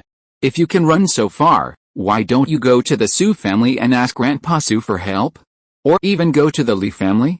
My grandfather is very strong too. Running off to the wilderness like that, wouldn't that give that person an opportunity to kill you?" Su Yang had considered this question. If he went to the Su family manor, Nalan Zu, fearing Grandpa Su Qianqian, would definitely not chase him, and he would miss the opportunity to kill him. Nalan Zu, knowing his strength, would not allow him to survive. Therefore, Su Yang deliberately went to the East Mountain Woods, certain that Nalan Zu would follow him, so he could hide and refine his evil spirit, increasing his strength, and then easily annihilate Nalan Zu. As he anticipated, he successfully advanced to the 3rd level of key training and killed Nalan Zu. "Is he the one you were talking about spying on you?" After complaining about Su Yang, Li Fixun's eyes fell on Nalan Zu's corpse, and she was shocked. "Nah. Nalan Zu, do you know him?" Su Yang asked with a smile. "Yes, the hunch Nalan Zu, he's a martial arts master," Li Fixun replied. "In Jiangbei, he's as famous as Grandpa Su." "What master? He was so vulnerable." "I killed him," Su Yang said flatly, not wanting to hide anything from Li Fixun. Killed. You killed Nalan Zu?" Li Fixun was stunned. After confirming that Nalan Zu was truly dead, she looked at Su Yang with horror. Shock in her eyes, but more so curiosity and admiration. This man was so mysterious. He had endured for years, remaining silent until he suddenly made a stunning debut. His power was terrifying and unpredictable. "I have a small grudge with the Nalan family. I can resolve it, but I won't go into details." At this moment, Su Yang smiled and said gently, "Wife, we've been here for a day and a night. It's time to go home." "Yes, okay," Li Fixun nodded gently. Although she was puzzled, she didn't ask any further questions. As usual, she was a smart woman who knew her limits.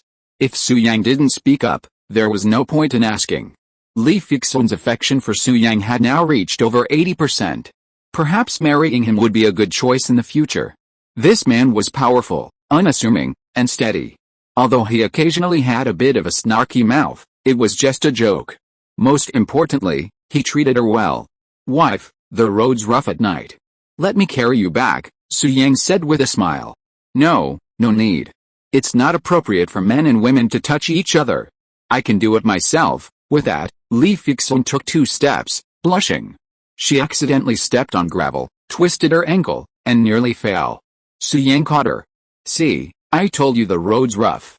Let me carry you." Then, regardless of Li Fixun's objection, Su Yang simply carried her on his back and walked away. "Su Yang, I haven't agreed to marry you yet. Let me go. It'll be a bad influence if others see us." Li Fixun struggled tentatively, but to no avail. Then, giving up, she obediently sank onto Su Yang's back. Tonight, the moonlight shone like water. The forests of Dongshan were exceptionally quiet, the evening breeze tinged with a hint of coolness, rustling the leaves. The years were quiet and peaceful, the time was not harsh. Li Fixun had dreamed of this scene countless times, but she had never imagined that the man carrying her would be Jiangbei's most dissolute young master Su. But it seemed that she couldn't accept it even if it were someone else. Li Fixun's beautiful face flushed, and her cheek pressed tightly against Su Yang's back. The smell of whose scent made her heart flutter. All of this seemed to be arranged by God, so beautiful. Chapter 86. The Li family got furious. Su Yang carried Li Fixun back home. On the way, he had thought about masturbating, but unfortunately, Li Fixun pinched him a few times, so he gave up the idea. Next, Su Yang carried Li Fixun on his back and shuttled through the night, heading straight to the Su family manor. When Su Yang was hiding from Nalan Zu, he was afraid that the ringing of his cell phone would attract Nalan Zu's attention, so he turned off his cell phone and Li Fixun's cell phone. After dealing with Nalan Zu, he restarted his cell phone, and Li Fixun did the same. As soon as he turned on the phone, Su Yang received a call from Su Shanbing. He stopped and asked, "Dad, Is there something you want to talk to me about, smelly boy? Where have you been? Is the eldest lady of the Li family with you? Su Shenbing questioned on the phone. Yet, Su Yang didn't deny it, and continued, I'm taking Fixun out for a few days. Don't worry, there's nothing dangerous. We'll be home soon, don't worry, you're just trying to get me into trouble. My grandfather's even here. Su Shenbing gritted his teeth and said, come back soon. We'll be waiting for you at the manor. With that, Su Shenbing hung up the phone. Then, Li Fixun's phone rang. Grandpa, Su Yang and I are together. Don't worry about me, Li Fixun said obediently. It's because you're with him that I'm worried, Fixun. You know what kind of person Su Yang is, don't you? Come back soon. Your dad and I are waiting for you at the Su family manor, Li Chunfeng urged. Okay, Li Fixun hung up the phone, and then whispered, Su Yang, my grandfather called. Su Yang turned his back to Li Fixun and smiled gently. I heard everything. It seems that your grandfather has a lot of opinions about me, Su Yang. He doesn't understand you, so he said that. If he knew that you have been patient for many years and have great martial arts skills, he would definitely appreciate you, Li Fixun explained. I understand, but, wife, don't tell your grandfather about this for now, Su Yang warned. Our Su family still has a very powerful enemy. I'm not strong enough yet, and I don't want to attract attention too soon. Yes, Li Fixun nodded as if understanding, and said seriously, I won't tell anyone. If they ask where we went, I'll say we were traveling in Jiangnan. Haha, my wife is really obedient and smart. Su Yang smiled and said, I really want to pin you to the ground and kiss you hard. Bah, you rascal, stop talking nonsense. Let's go back quickly. My grandfather and the others are waiting at the manor. Okay, Su Yang nodded, then continued running towards the manor with Li Fixun on his back. As for Li Fixun, seeing that Su Yang didn't continue the previous topic, a hint of disappointment appeared in her eyes, as if she was looking forward to Su Yang pinning her to the ground. As she thought about it, Li Fixun's mind flashed with images. Her face flushed like a ripe peach, making you want to take a bite. Half an hour later. At the Su family manor. Su Qianqan and Su Shenbing, father and son, along with Li Chunfeng and Li Kewu, father and son, all stood outside the manor, eagerly awaiting the arrival of Su Yang and Li Fixun. Last night, when Su Yang and Li Fixun had first disappeared, neither family took it seriously, believing the young people were simply out having fun. Although Li Chunfeng didn't want his granddaughter to have close contact with Su Yang. The two families were engaged, and since the two had already gone out for a stroll, he couldn't afford to antagonize the Su family. Therefore, Li Chunfeng felt comfortable enjoying a drink at the Su residence. But when neither Su Yang nor Li Fixun returned the next day, both families began to panic. Su Qianqan hurriedly ordered Su Shenbing to mobilize the entire Su family's forces to search for Su Yang and Li Fixun, but with no news, Su Shenbing and Li Kewu were deeply concerned. The Li family was even more anxious, with Li Chunfeng's face darkening. Li Fixun and Su Yang had been absent all night, and Li Chunfeng worried that something had happened to them. Alternatively, there was the possibility that Su Yang and Li Fixun were not in danger. But if there was no danger, why did they lose contact for a whole day and night? What were they doing? A single man and a single woman, both in their prime, what was going on? You can guess with your toes, they must have checked into a hotel, and they were having fun for 24 hours. Thinking of this, Li Chunfeng gritted his teeth in anger. His granddaughter was stunningly beautiful, well-educated, and one of the most beautiful daughters of a wealthy family in Jiangbei. But what about Su Yang? He was uneducated, had no ambition, and spent his days in debauchery and indulgence. How could such a man be worthy of his precious granddaughter? Li Chunfeng was serious. He had wanted to break off the engagement with the Su family for a long time. But at that time, Su Yang's mother had just passed away, and it was already difficult enough. Li Chunfeng had watched Su Yang grow up, and Su Yang used to call him Grandpa Li. Li Chunfeng was afraid that breaking off the engagement would cause a second blow to Su Yang, and he didn't want to ruin his friendship with the Su family, so he gave up the idea. Even if Su Yang slept with Li Fixun's best friend, even if Su Yang used Li Fixun as a bet, Li Chunfeng was not angry. On the contrary, this was exactly what he wanted. Because Li Chunfeng could see that his granddaughter liked Su Yang before. At that time, Su Yang was indeed good. Although he had no talent, he was humble and polite to others, and he did not act recklessly. But now Su Yang seemed to have changed. Li Chunfeng felt that the worse Su Yang was, the better, so that Li Fixun would dislike him, and then he would propose to cancel the engagement, and Li Fixun would not be sad. Last night, Li Chunfeng learned that his precious granddaughter was walking on the street with Su Yang, and he was actually relieved. First of all, he understood young Master Su, and concluded that no matter how bad young Master Su was, he would not force Li Fixun. Secondly, he also believed that his granddaughter would never hand over her innocence to a playboy. Therefore, Li Chunfeng was not too anxious. But the two did not return all night, and there was no news the next day, so Li Chunfeng naturally became angry. Su Beitao, you'd better pray that my granddaughter is safe and sound. If your grandson touches her in the slightest, don't blame me for turning my back on you, Li Chunfeng said gloomily, his face gnashing with gritted teeth. Su Qianqin, hearing this, said protectively, Li Zamiao, I don't like what you're saying. Is my grandson so deplorable in your eyes? Humph, Su Yang has a long history of bad behavior, spending all day in high-end clubs. You know him better than anyone. Li Chunfeng gritted his teeth. Li Zamiao, no matter how despicable my grandson is, it's not your place to judge. Su Qianqin was about to lose his temper when Su Shenbing, who was standing beside him, quickly stopped him, saying, Father, we're all family. Please keep your mouth shut. Then, Su Shenbing looked at Li Chunfeng and assured him, Master Li, don't worry.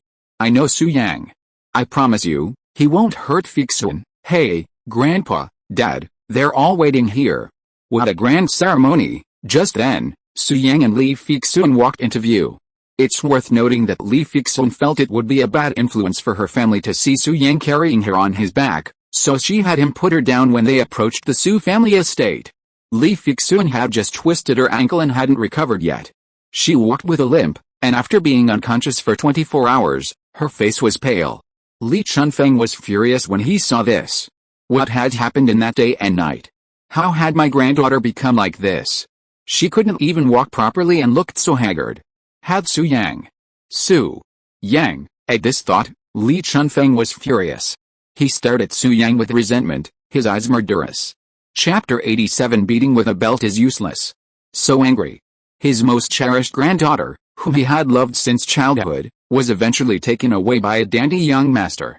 Seeing his granddaughter's pale face and unsteady walk, Li Chunfeng stared at Su Yang fiercely, wanting to kill him. Master Li, let's talk it over nicely. Don't be so impulsive. It's not good for your health if you get angry. Seeing Li Fixun's expression, Su Shenbing also thought that something had happened between Su Yang and her. He instantly lost his confidence and hurried to comfort Li Chunfeng. Li Chunfeng ignored Su Shenbing, staring at Su Yang with uncontrollable anger, and said in a deep voice, Su Yang, it's okay for you to play with messy women normally, but you actually dared to attack Fixun. Who gave you the courage, huh? Attack? What do you mean? Su Yang paused, then reacted and said with a smile, Grandpa Li, if I say that Fixun twisted her foot accidentally, would you believe it? Shut up, why are you so careless? Can't you be a little gentle? Go to hell, you've led me astray. Li Chunfeng gritted his teeth and said, Su Yang, you ruined my granddaughter's innocence, tell me, what are you going to do? Seeing this, Su Yang was too lazy to explain, and smiled lightly, Grandpa Li, don't worry, I will be responsible, otherwise you can pick a time to arrange the marriage between me and Fixun. You.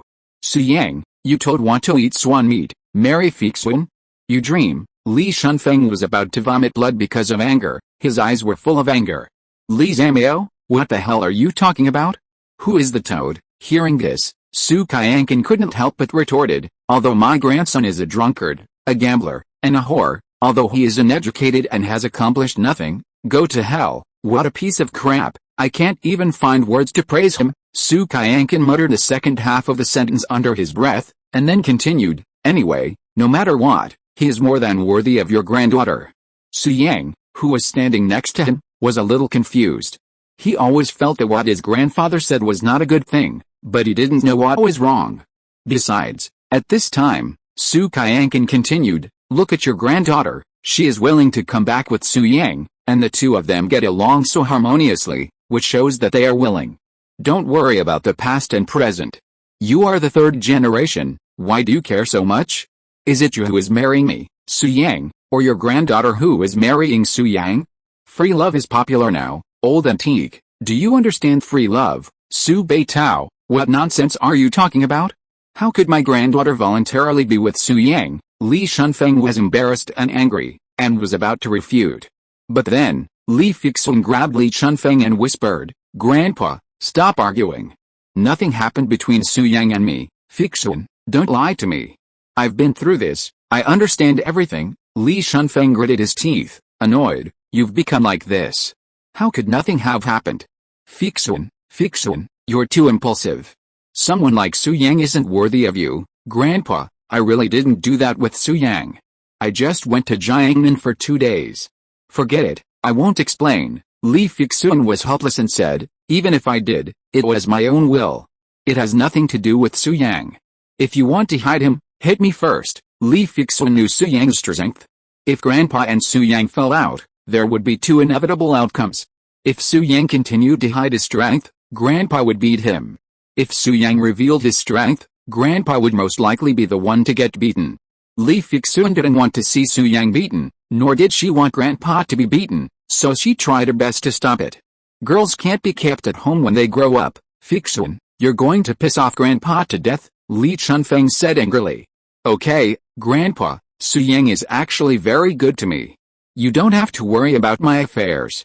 I can handle it myself. Li Fixun supported Li Chunfeng and said softly, it's getting late, Grandpa, let's go home. Li Shunfeng saw his granddaughter's attitude and knew that he couldn't teach Su Yang a lesson tonight, so he gritted his teeth and said, Su Yang, I don't know what sweet words you use to confuse Fixun, but don't even think about marrying Fixun. The previous engagement is directly invalidated. Grandpa Li, are you serious? Su Yang said with a playful smile. Li Chunfeng was adamant, of course, no regrets. Haha, Li Chunfeng sneered, I've never regretted anything I've done in my life. As long as I'm still breathing, you can't even think of setting foot inside the Li family's gate. Su Yang heard this and chuckled softly, saying, Grandpa Li, why do I feel like you'll beg me to come to your house someday? No way, absolutely not. I beg you? You're dreaming. Fixun, Kiwu, go home. Li Shunfeng gave Su Yang a disdainful look before striding away. Su Yang, you can't just walk into the Li family's gate if you want to. My fists don't have eyes, Li Kewu said, leaving a word before following closely behind. Su Yang, my grandfather and father are angry. Don't be angry. I'll explain everything to them slowly. We have a clear conscience, Li Fixun said before leaving. Yes, honey, I'm not angry, Su Yang smiled, then said playfully, by the way, honey, don't forget to take your medicine when you get home. I'm not sick. Why should I take medicine? Li Fixun asked curiously. It's contraceptive pills, Su Yang deliberately shouted. Of course, if you're ready to have a child now, you don't need to take the pills. Don't worry, I'll take care of you to the end and promise to be a good father. Li Chunfeng hadn't even gotten far when he stopped dead in his tracks, his body shaking with anger. He then sternly shouted, Fei Zhuan, go home, I'm going to die. Su Yang, I already couldn't explain it clearly, and now you're talking nonsense. Li Fixun's beautiful face flushed red. She glared at Su Yang angrily and hurried after her grandfather and father. You misunderstood. Actually, Su Yang and I, the 3 Li family members quickly walked away. After watching them leave, Su Shenping looked at Su Yang, then drew his belt and said in a deep voice, look at what you've done, you bastard. You've been so reckless for 3 days. Tonight, I'll show you what a father's love is like. Stop, but then Su Qianqan intervened. Seeing this, Su Yang quickly ran behind his grandfather for protection. Chapter 88 The Furious Liu Fengqian. Beating with a belt didn't work? So Grandpa pulled out his soft sword? Su Yang was immediately stunned. If fatherly love is like a mountain, then grandfatherly love is like a landslide. How could a grandfather instigate his son to beat his grandson with a soft sword? What about family affection? Blood is thicker than water. Has it disappeared? Of course. Su Qianqan was just trying to scare Su Yang. He certainly wouldn't actually use his sword on him. After calming down, he couldn't help but praise Su Yang. Su Yang, you spend your days in debauchery and doing some inappropriate things, but you did a great job sleeping with Li Fixun. Returning to the hall of the manor, Su Qianqan smiled with satisfaction and said, I have watched Li Fixun grow up since she was a child. She is well educated and well mannered, not to mention her appearance. She is stunningly beautiful. There is no one else like you in the whole Jiangbei. That's why I went to the Li family to propose marriage a long time ago and made an engagement for you too.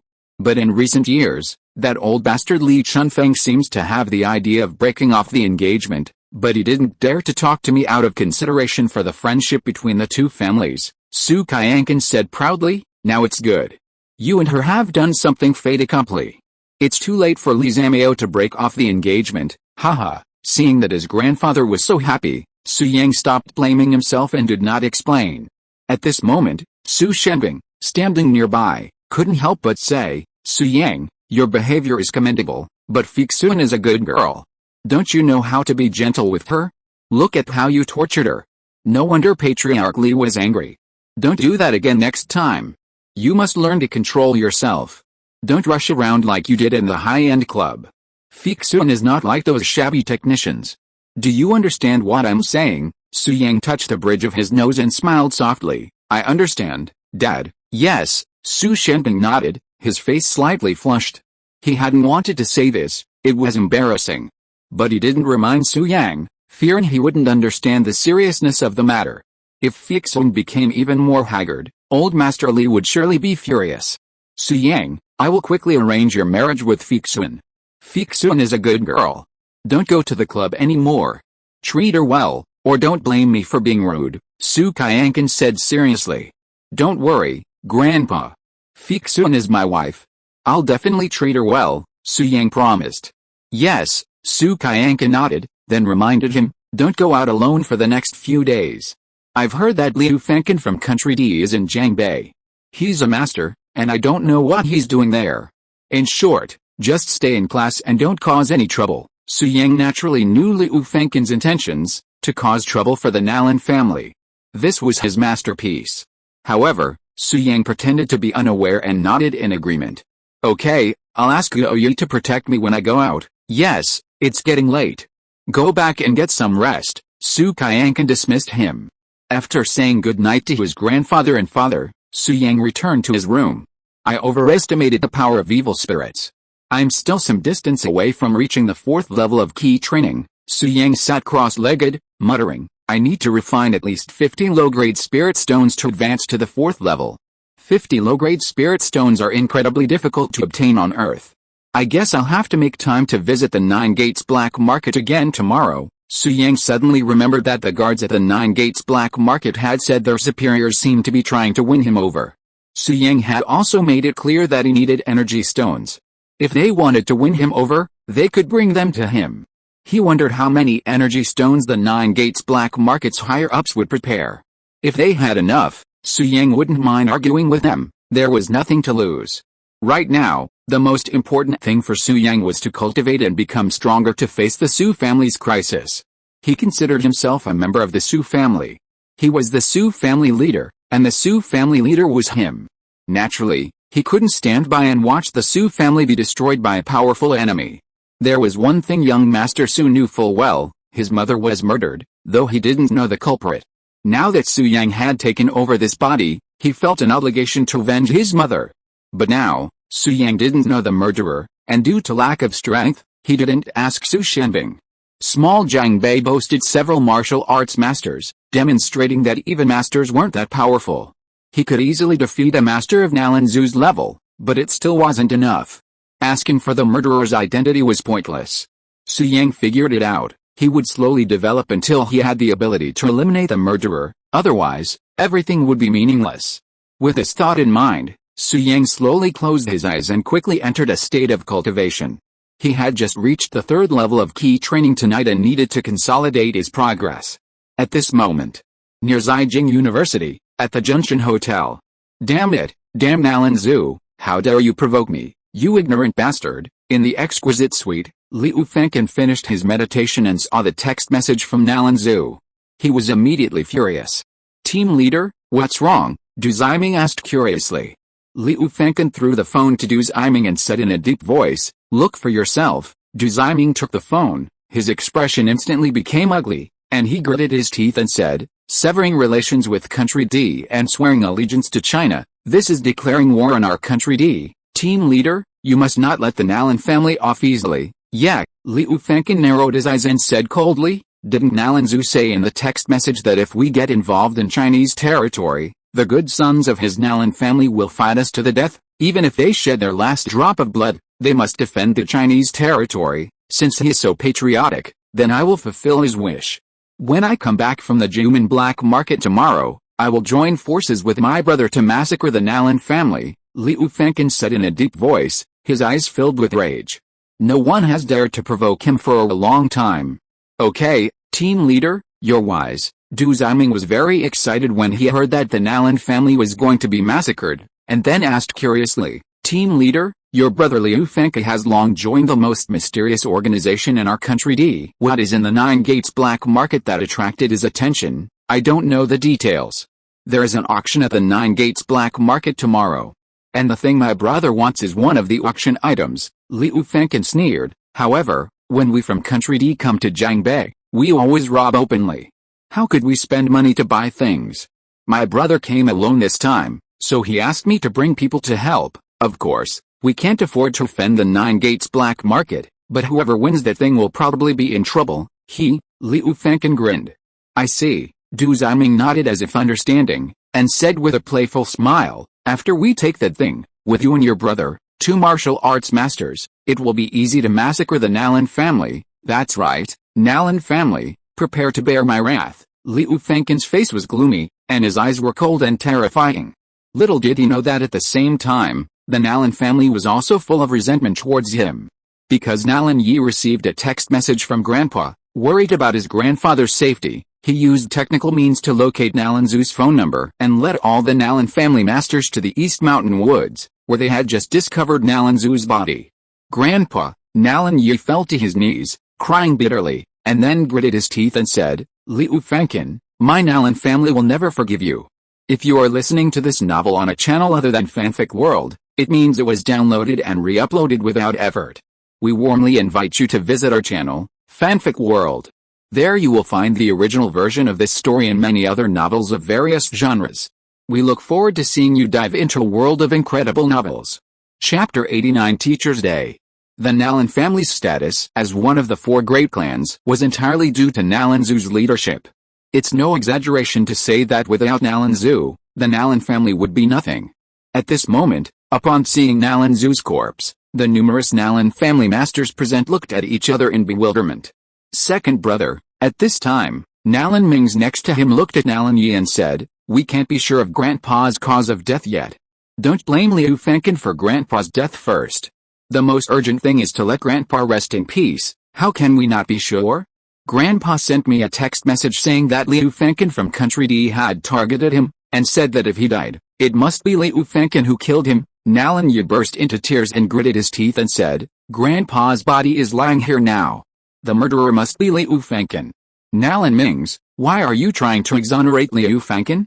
Is there any collusion between you? After saying this, Nalan Mings frowned slightly and said lightly, Second brother, don't slander me. I just said that there is no evidence. I didn't accuse Liu Fengchen. The text message is the evidence, Nalan Yi said with a firm look. You also saw the text message that Grandpa sent me. I will definitely avenge Grandpa and make Liu Fengchen pay for his blood debt with blood. Ahem. Nalan Mings coughed up a mouthful of blood, and then said lightly, Second brother, Liu Fengchen's strength is unfathomable. Even Grandpa is not his opponent.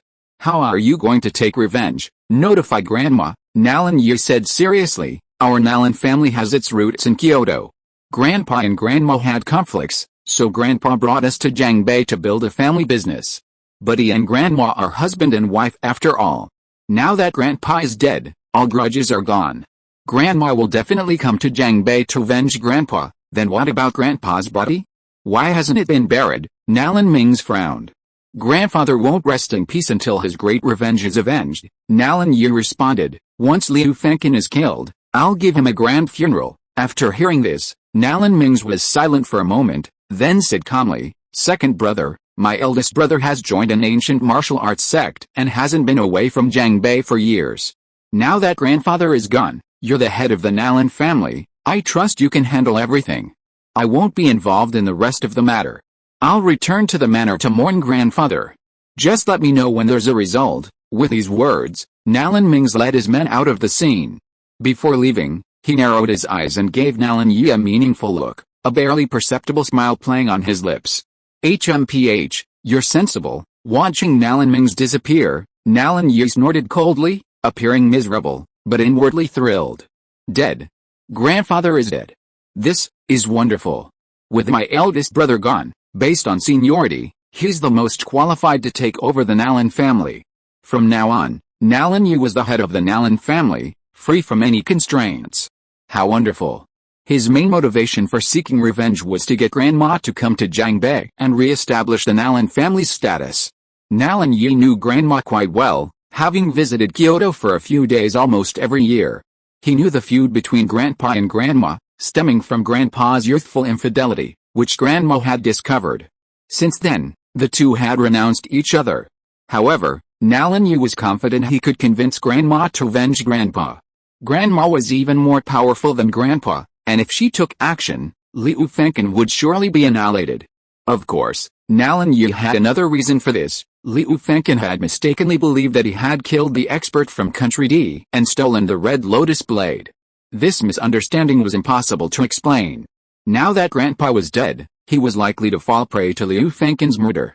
Rather than waiting for death, it would be better for Grandma to take the initiative and catch Liu Fengchen off guard. So, Nalan Yi immediately called his grandmother and asked her to intervene. At the same time, he ordered his men to suppress the news of Nalan Zu's murder, lest it shake the Nalan family's position in Jiangbei. The next morning, Su Yang ended his training and shook his head slightly, not quite satisfied with his overnight achievements. The spiritual energy on Earth is too thin. Without energy stones, it's impossible to move forward. Su Yang stood up and smiled softly. Today, I'll go to the Juman black market and find out what the guards are saying. I'll ask their leader if he still wants to win me over. Having made up his mind, Su Yang went downstairs, had a simple meal, and prepared to go to the black market. But at this time, Su Shenbing appeared and asked, "Little bastard, where are you going?" "I'm going to school to attend classes," Su Yang said seriously. "Dad, you don't know, I feel uncomfortable all over after not studying for a few days." "I feel uncomfortable as hell, smelly boy, you got it wrong, right?" Su Shenbing said with a dark face. "Based on my understanding of you, you are going to a high-end club to learn new moves. Fuck, Dad, how can you think of me like this? My greatest hobby in this life is learning. I like to swim in the ocean of knowledge the most. Textbooks are the ladder of my progress and spiritual food." Su Yang wanted to continue, but Su Shenbing interrupted impatiently. "Okay, shut up, you are slacking off all day long and have no ambition. I don't bother to care about you. However, today is Teacher's Day. You'd better go to school and meet Dr. Hua. After all, he recommended you to Bohemia University. He is also half a teacher to you. It will be beneficial to have a good relationship with him," Su Shenbing said seriously. "Okay," Su Yang nodded in agreement. "Dad, don't worry. I have a good relationship with Dr. Hua. Well, since it's Teacher's Day, it's not good to go empty-handed. I'll ask Guoyu to prepare a gift. You two should go to school together. Guoyu can protect you secretly." As he said that, Su Shenbing looked at Su Yang with disdain and said contemptuously, "Waste, when will you stop making people worry about you?" Su Yang had been complained by his father and was a little unhappy, so he began to fight back and smiled meaningfully. "Dad, you should also say hello to your teachers on Teacher's Day. Do you still need to teach me? I called them early in the morning to say hello and asked them to have dinner together when they are free." Su Shenbing sighed and said, "Hey, decades have passed in a blink of an eye. The teachers who taught me back then are now gray-haired. Time makes people grow old, Dad." Su Shenbing was reminiscing, but at this time Su Yang smiled playfully. "I'm not talking about the teacher who taught you to read, but the teacher who studied alone in the dead of night. For example, Teacher Kong Kong, Teacher Xiaos, Teacher Yui, Teacher Songdao. These teachers have worked tirelessly to accompany you over and over again. It's Teacher's Day, so you should at least show your gratitude," Su Yang said with a playful smile. Su Shenbing paused, his face flushed. After realizing what was happening, he stared at Su Yang angrily. "You bastard, you want to experience the heavy weight of a father's love, right? Get out of here." Chapter 90 Wang Fugi transfers to another school. Seeing his father getting angry, Su Yang tactfully ran out of the living room and came to the manor garage. Su Jing'an likes cars and has bought all kinds of cars, including sports cars and SUVs. Together with Su Shenping and Su Dashao's cars, there are at least more than 20 luxury cars in the garage. Su Yang chose a red Ferrari and left the Su family manor. As for Guo Yi, he apparently received the task of secretly protecting Su Yang, but he was just looking for a place to rest. Because he knew that the young master was very strong and did not need his protection at all. After leaving the Su family manor, Su Yang was going to go to the Juman black market, but he received a call from Wang Fuge. Su Dashao, I'm so miserable. You must help me with something. After you do it, I will let you fight for free. When the call was connected, Wang Fuge cried. Su Yang's face darkened. Get lost. Who's trying to pick on you? Just say it, I can't explain it in a few words. Where are you? Let's talk when we meet. Wang Fuge sobbed, then said pitifully, it's been a few days, young Master Su. I've missed you so much. I can't even enjoy my meals every day. Even when I'm at the club, I can't help but miss you. Just shut up. Su Yang was speechless. Tell me where you are, and I'll come find you. Yeah, I'm at Bohemia University, Wang Fuge replied quickly. Okay, I'll be there right away. Su Yang agreed, put away his phone, and drove his Ferrari straight to Bohemia University. Su Yang had feelings for Wang Fuge. Of course, they weren't just those kind of emotions, but pure brotherhood. Wang Fuge might seem unremarkable, but when things got tough, he was willing to fight for his life. That's what a true brother is. Although Wang Fuge had few skills and numerous shortcomings, his kindness was more important than anything else. So, when Wang Fuge asked for his help, Su Yang naturally wouldn't refuse. Not long after, Su Yang drove to Zhejiang University and saw Wang Fuge at the school gate. Holy crap, who's that guy getting out of the car? He's so handsome, he blinded my 24K gold eyes. I'd call you a handsome guy I haven't seen in 5,000 years. Wang Fuge also saw Su Yang and feigned shock to flatter him. His expression looked very surprised, and his acting skills had clearly improved. Get lost, Su Yang rolled his eyes at him and then asked, what happened? Tell me, young Master Su. Wang Fuge did not hide anything and said aggrievedly, I was expelled from my old school. Su Yang asked puzzledly, what's the matter? You are the eldest son of the Wang family.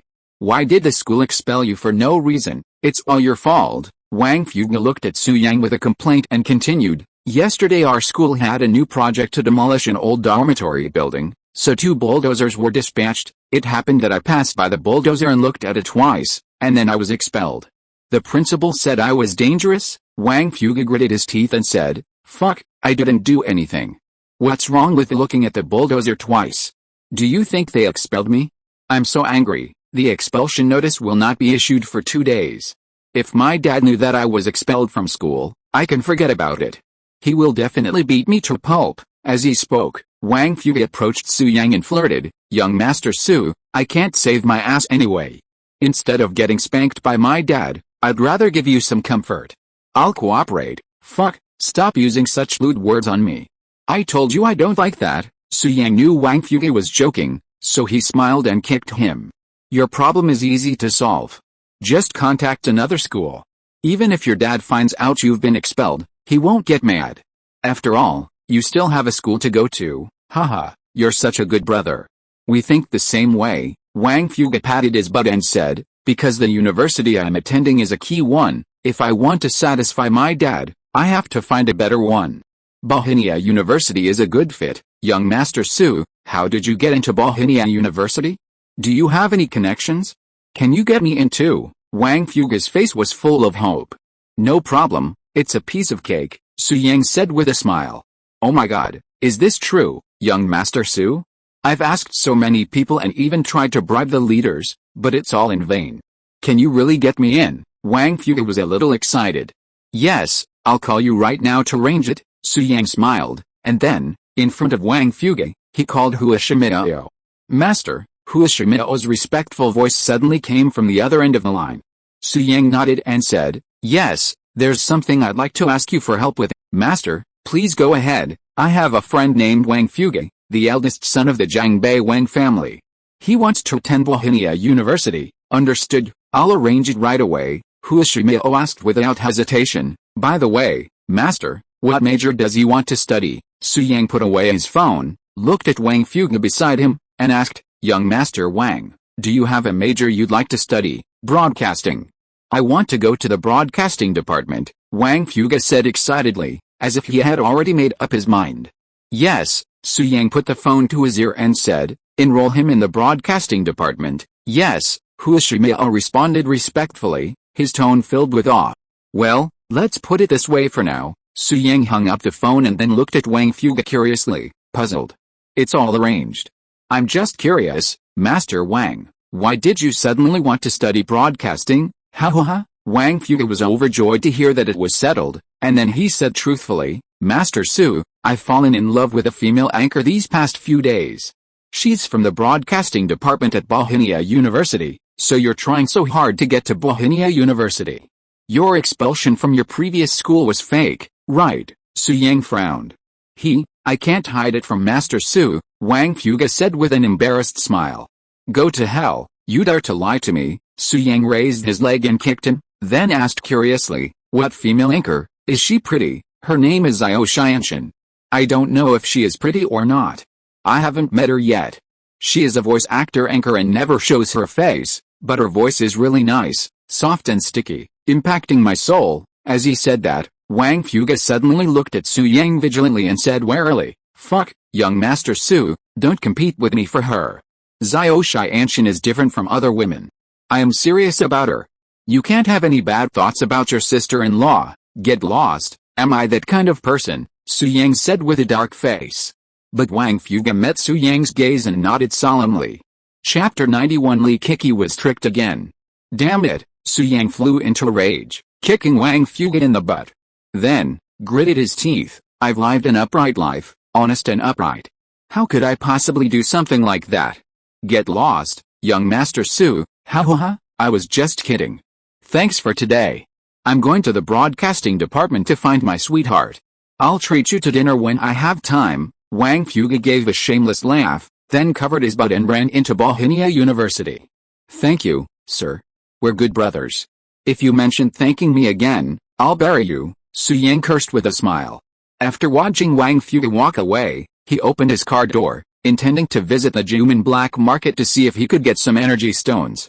But then, Su Yang suddenly noticed Li Kiki approaching from the east, talking on the phone. Twangtong, why are you coming to Jiangbei all of a sudden? Hey, of course I missed you. Where have you been? Have you had breakfast? You're almost there. I'll wait for you at Zhejiang University. Don't worry, I'll go to the cafeteria and buy your favorite fried dough sticks and soy milk. Li Kiki was on the phone when she suddenly saw Su Yang. Her eyes widened and she gritted her teeth, saying, Kiki, I don't want to talk to you anymore. I have something to do. I'll wait for you in the school cafeteria. Enemies often meet on a narrow road. Su Yang saw Li Kiki, smiled bitterly, touched the bridge of his nose, and was about to walk away from her. However, after Li Kiki put away her phone, she jogged a few steps and opened her arms to block Su Yang's way. Stop, Li Kiki stared at Su Yang and said fiercely, Su Yang, you are so shameless, you actually dared to lie to me. Su Yang met Li Kiki's gaze and smiled gently. It's Kiki, don't say anything careless. What did I lie to you about? Stop pretending. I already know what the media you are talking about does. Li Kiki gritted her teeth and said, Su Yang, you are so dirty. You actually want to trick me into filming that kind of movie, and there is an extra male lead. Bah, who fooled you? I am telling the truth. Don't take my kindness for granted, Su Yang retorted. You mean well, Li Kiki shook her pigtails and said angrily, you knew I was going to make an action movie, so why did you introduce me to them? And you said they specialize in action movies and have a professional team, Su Yang explained. I'm not lying. They really do make action movies. They have all kinds of martial arts. So exciting, you, shameless. Li Kiki seemed to have thought of something, and her face flushed like a ripe apple. She said angrily, you said their films are all high quality, that the boss personally participates in the production, and that the team atmosphere is great. It's all fake. What do you know? They specialize in high-quality movies and have a great reputation. You can learn more about them when you have time, Su Yang said seriously. I understand what they do. I don't want to watch those kind of action movies, Li Kiki said shyly. Tisk, if you don't want to know, forget it, Su Yang smiled playfully, then asked, then do you still want to work with them? No, Li Kiki glared at Su Yang resentfully, gritting her teeth and saying, go ahead and film them, I'd love to. It'd be so cool to be the leading man, but they might not let me play the role, Su Yang chuckled softly. Ugh, you shameless bastard, Li Kiki glared at Su Yang angrily. Then remembered something and demanded, Su Yang, I almost forgot where you took my sister the night before last. Why didn't you come back until the next night? Su Yang glanced at Li Kiki and then asked, does it matter to you? Why should I tell you? Of course it does. She's my sister, Li Kiki huffed. Oh, well, I'll tell you. That night I took your sister with me. You understand, right? Su Yang smirked, his words silent, yet it felt like he'd said everything. You bastard, how could you do that to my sister? Li Kiki said angrily. Your sister and I are engaged, why are you so angry? Do you have any feelings for me? Are you jealous, so you're angry? Su Yang said jokingly. Li Kiki said resentfully, go to hell, who would have feelings for a piece of trash like you? I'm so handsome, and you don't even like me. Are you a lesbian? Su Yang asked doubtfully. Lily? Li Kiki was stunned when she heard this and couldn't help asking, what's a lily? Seeing Li Kiki's pure and innocent look, Su Yang smiled playfully and said softly, lily refers to a girl who is as pure and clean as a lily. I said you are a lily, and I was complimenting you, so that's how it is. Li Kiki suddenly understood and nodded, yes, I am a lily, Su Yang. Don't think that I will forgive you just because you praise me. You have teased me time and time again, and you did that to my sister. I will definitely not let you go. Li Kiki was just speaking when she looked up and saw Su Yang had already sat in the Ferrari next to them. Lily, you are so beautiful, much prettier and purer than a lily. I'm leaving first. Leaving this message, Su Yang started the car and quickly left Bohemia University. My name isn't Li Bailey, it's Li Kiki. Li Kiki watched Su Yang leave, then smiled happily, but Bailey is a nice name, too. I'm Bailey, haha. Even though Su Yang is a scumbag, a jerk, and a beast, he has a good eye for people. I'm Bailey, la la la. Next, Li Kiki was in a good mood, humming all the way to the school cafeteria.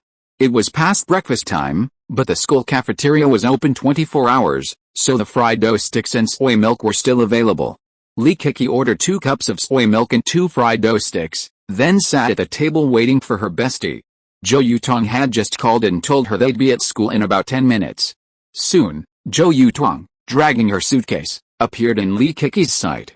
Twang-tong, this way, Li Kiki waved happily. Kiki, Zhou Yutong spotted Li Kiki and quickly ran over, giving her a big hug. Twang-tong, why did you bring a suitcase with you? Are you going to live in Jiangbei for a long time? Li Kiki asked curiously after the hug. No, I'll probably stay for half a month. Mainly to accompany you. Zhou Yutong took Li Kiki's arm and smiled happily. That's great. I haven't slept with you for a long time. Tonight, the two of us will sleep together, Li Kiki said happily. 2 lilies sleeping together? Zhou Yutong was a little confused and asked in confusion, Kiki, what are you talking about? What lily? You don't know, I'm a lily, Li Kiki said proudly. Unexpectedly, Zhou Yutong was so scared when she heard this that she pulled her arm back decisively and took 2 steps back away from Li Kiki. Chapter 92, Speeding Too Fast. Noticing her bestie's annoyance, Li Kiki asked, bewildered, Tong-tong, what's wrong with you? Why are you so far away from me? As she spoke, Li Kiki approached and tried to take Zhou Yutong's arm. Zhou Yutong's eyes flickered, and she quickly moved away, looking at Li Kiki with a complicated expression. What are you doing, Tong-tong? Don't you love me? Why are you hiding from me? If you keep doing this, I'll be mad, Li Kiki said, displeased. Kiki, Zhou Yutong gritted her teeth and said, I think we should not get so close. After all, you are a lesbian, and I haven't experienced the taste of a man yet. I don't want to be in a pair with you. What's wrong with me being a lesbian? Why do you want to distance yourself from me just because I'm a lesbian? Li Kiki was surprised, then smiled and said, Tong-tong, is it because I said I was a lesbian and didn't praise you that you are unhappy? Cut, stingy guy, you are also a lesbian, okay? Didn't I say just now that we are all lesbians? No, Zhou Yutong said seriously, you are a lesbian, don't involve me, I'm not. Are you not pure? Li Kiki was surprised, oh my god, Tong-tong, when were you impure? Why didn't you tell me? You are too unloving to yourself. You are not pure before you get married. I don't know what you are talking about. Zhou Yutong looked at Li Kiki, her teeth gnashing with disappointment. Kiki, I always thought you were a girl with positive values. How could you be a lesbian? I'm so disappointed. It totally ruins my worldview. Lee Kiki was a little confused, surprised. What's wrong with me being a lesbian, Tong Tong?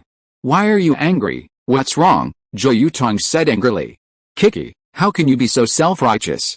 After all, being a lesbian is not a good thing. Forget it, Kiki, you like women.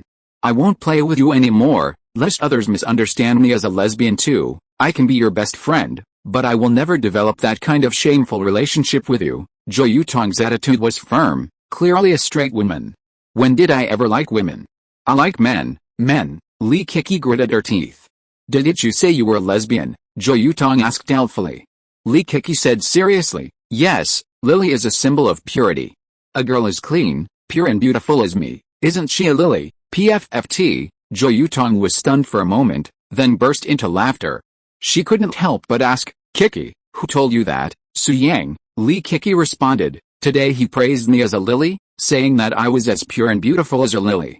Is there a problem? It's a big problem, Jo Yutong said with a smile. Kiki, do you know what lily means? Women like women. When two women are together, they are lilies, Jo Yutong asked and answered herself. Lee Kiki was dumbfounded. When she realized what was going on, her face flushed with anger. She said resentfully, damn Su Yang, you're playing tricks on me again. Kiki, are you still a lily? Jo Yutong asked with a smile. I'm not, Lee Kiki said seriously, I haven't even dated any boys yet, so I'm not a lesbian. Haha, that's right. We should find a boyfriend together. Lesbianism is boring. Jo Yutong, hearing this, no longer rejected Lee Kiki and took the initiative to walk over and put her arm around her. That annoying Su Yang, he's getting more and more arrogant after I haven't beaten him up for a while. He's always teasing me. I have to beat him up the next time we see him. Lee Kiki gritted her teeth in anger and waved her fists fiercely, looking ferocious. Okay, Kiki, don't be angry. I just got off the bus and haven't had breakfast yet, Jo Yutong soothed. Yeah, sit down and eat. I bought your favorite soy milk and fried dough sticks. Lee Kiki suppressed her bad temper and pulled Jo Yutong to sit at the dining table. Hey, I haven't had Bohemia University's fried dough sticks in ages. I'm dying of cravings. Jo Yutong picked up a dough stick and took a bite with anticipation. Then, with a slight frown, she spat it out, saying, Pa. It's so soft. How can it be so soft? It's awful. Lee Kiki saw this and took a bite. It's indeed soft. It must have been sitting around too long. It was hard when it was freshly fried. But I like soft dough sticks. If you don't eat them, save them for me, Kiki. So you like soft ones? Jo Yutong smiled meaningfully upon hearing this. Yes, these things soften as you eat them. They're quite delicious when they're soft, Lee Kiki said innocently. It becomes soft while I eat it. Jo Yutong laughed playfully. Haha, forgive me for thinking in the wrong way, Tong Tong. Lee Kiki paused for a moment, and quickly reacted, blushing and said, you are too dirty, can you be a little normal? Okay, I'll give you the soft one, and I'll drink the soy milk. Jo Yutong smiled, then picked up the cup and took a sip of the soy milk, but then said with disgust, why is it so bland? Has the restaurant changed employees? The taste of the soy milk has also changed. How can I drink it if it is so bland? Tong Tong, you have been in Jiangnan for 2 years. Why are you so demanding? Isn't a light one delicious? Lee Kiki responded. Tisk, what's so good about light? Strong is better. Jo Yutong looked at Lee Kiki playfully, half smiled, and said, Kiki, don't you like strong drinks? You? Lee Kiki seemed to have thought of something, blushing. If you keep driving, I'll ignore you. What's with the strong drinks? Aren't you ashamed? What? I was asking about soy milk. Don't you like strong soy milk? Jo Yutong explained, you've got it all wrong, and you're blaming me, Kiki. You're such a pervert. Is your mind full of dirty thoughts? Lee Kiki's face flushed like a ripe apple. She couldn't refute Jo Yutong at all, and even wondered, am I really the dirty?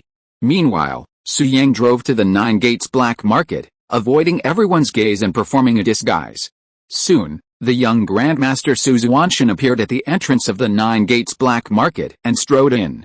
Young Master Su, the two guards greeted Su Xuantian respectfully, not daring to show any slight. Yes, Su Yang paused and then asked discreetly, have you two been selling energy stones on the black market these past few days? Not really, but even if someone is, the quantity isn't large, one guard politely replied. young Master Su, you can wait a few days. Our leader is collecting energy stones and will be in Jiangbei to meet you soon.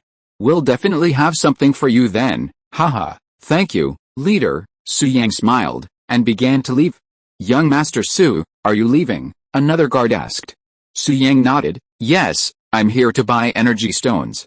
Since no one's selling them, there's no need for me to go in, young Master Su. The point is, there's a semi-annual auction happening today at the Nine Gates Black Market. Why don't you stay and take a look? The guard on the left politely invited. Chapter 93 Taisheng Demon Sword. Auction. Su Yang paused at the mention of this. Although Earth's spiritual energy was thin, the presence of a sword like the Red Lotus Blade, imbued with malevolent energy, and low-grade spirit stones suggested a glorious past. Perhaps the auction would hold what he needed. Su Yang nodded, yes, that's fine, thank you, young Master Su, for your kindness. I'll arrange for one of the most prestigious attic rooms for you. Please come this way. The guard smiled respectfully and led Su Yang to a private room in the middle of the second floor. The room was luxuriously decorated and perfectly situated, offering a clear view of the auction below. It's worth noting that this was the only private room available for the entire auction. Everyone else had to bid in the main hall. This demonstrated the respect the Nine Gates Black Market held for Su Yang, clearly treating him as a most distinguished guest. Don't you have any other rooms? Su Yang asked, smiling as he sat down. Reporting to Master Su, yes, the Nine Gates Black Market is a mixed bag, and any inconspicuous person could be a disciple of a big sect, a guard nearby responded. Therefore, we in the Nine Gates Black Market treat everyone equally. We don't have private rooms, and the seats in the hall downstairs are also paid. Whoever pays more can sit in the front, which reduces a lot of unnecessary disputes. Of course, when the real big shots come, we will definitely not let them stay downstairs, so we set up a private room on the second floor. Usually, only the leaders of the ancient martial arts sects are qualified to come here, the guard explained respectfully. Oh, Su Yang smiled and said, then why only set up one private room? Aren't you afraid of several master-level masters coming together, young Master Su? You don't know. Jiangbei is just a small place. How could a master-level master come here? Another guard said with a wry smile. To be honest, since this private room was designed, it's only been used once, when our leader came to inspect. The rest of the time, it's been unused. I see. Su Yang nodded and smiled. Haha, it seems you think highly of me. I've made a note of it. I really want to meet your leader. The two guards smiled at this. They had been trying to curry favor with Su Yang in order to create a good impression of the leader. Now it seemed they had succeeded, and they were sure to receive the leader's praise. Young Master Su, we still have to guard outside, so we won't accompany you. Please do as you please, one of the guards said. Well, go ahead. Su Yang waved his hand. The two guards bowed and said goodbye, then stepped back, not straightening their backs until they had exited the private room. The auction is interesting. I wonder what good things will be there. After the two men left, Su Yang smiled softly and looked down the hall. He quickly spotted a few familiar faces. His brow furrowed slightly, and his gaze fell on the 10 o'clock position. Isn't this the expert from Country D that night? He's actually accompanied by two martial arts masters. What are they doing here? Su Yang was referring to none other than Du Ziming, a late-stage Huijin master from Country D at this moment. Du Ziming was mingling with the crowd below. Liu Fengchen was also there, and next to him was a stranger who looked very similar to Liu Fengchen. He was Liu Fengchen's brother, Liu Fengke, also a martial arts master. Brother, what exactly is it you want? Can you tell me? Liu Fengchen couldn't help but ask. It's okay to tell you. It's not a secret anyway, Liu Fengke said in a hoarse voice. You came to Jiangbei this time to find the Red Lotus Blade. Little did you know that in our D country, we not only have the Red Lotus Demon Blade, but also a demon sword named Taisheng. The Taisheng Demon Blade is a precious sword from the same period as the Red Lotus Demon Blade. Both contain a mysterious power. Your mission failed. The Red Lotus Blade was taken away by Guo Ren, but the Taisheng Demon Blade must not fall into the hands of China again. Taisheng Demon Blade. Liu Fengchen's eyes lit up, and he said in surprise, Brother, do you mean that the Taisheng Demon Blade is one of the items auctioned today? Yes, Liu Fengke said in a hoarse voice. A few years ago, that powerful Chinese master not only took the Red Lotus away from D country, but also brought Taisheng to China. Later, He gave Taizheng to a good friend. After many twists and turns, Taizheng fell into the hands of the Nine Gates Alliance.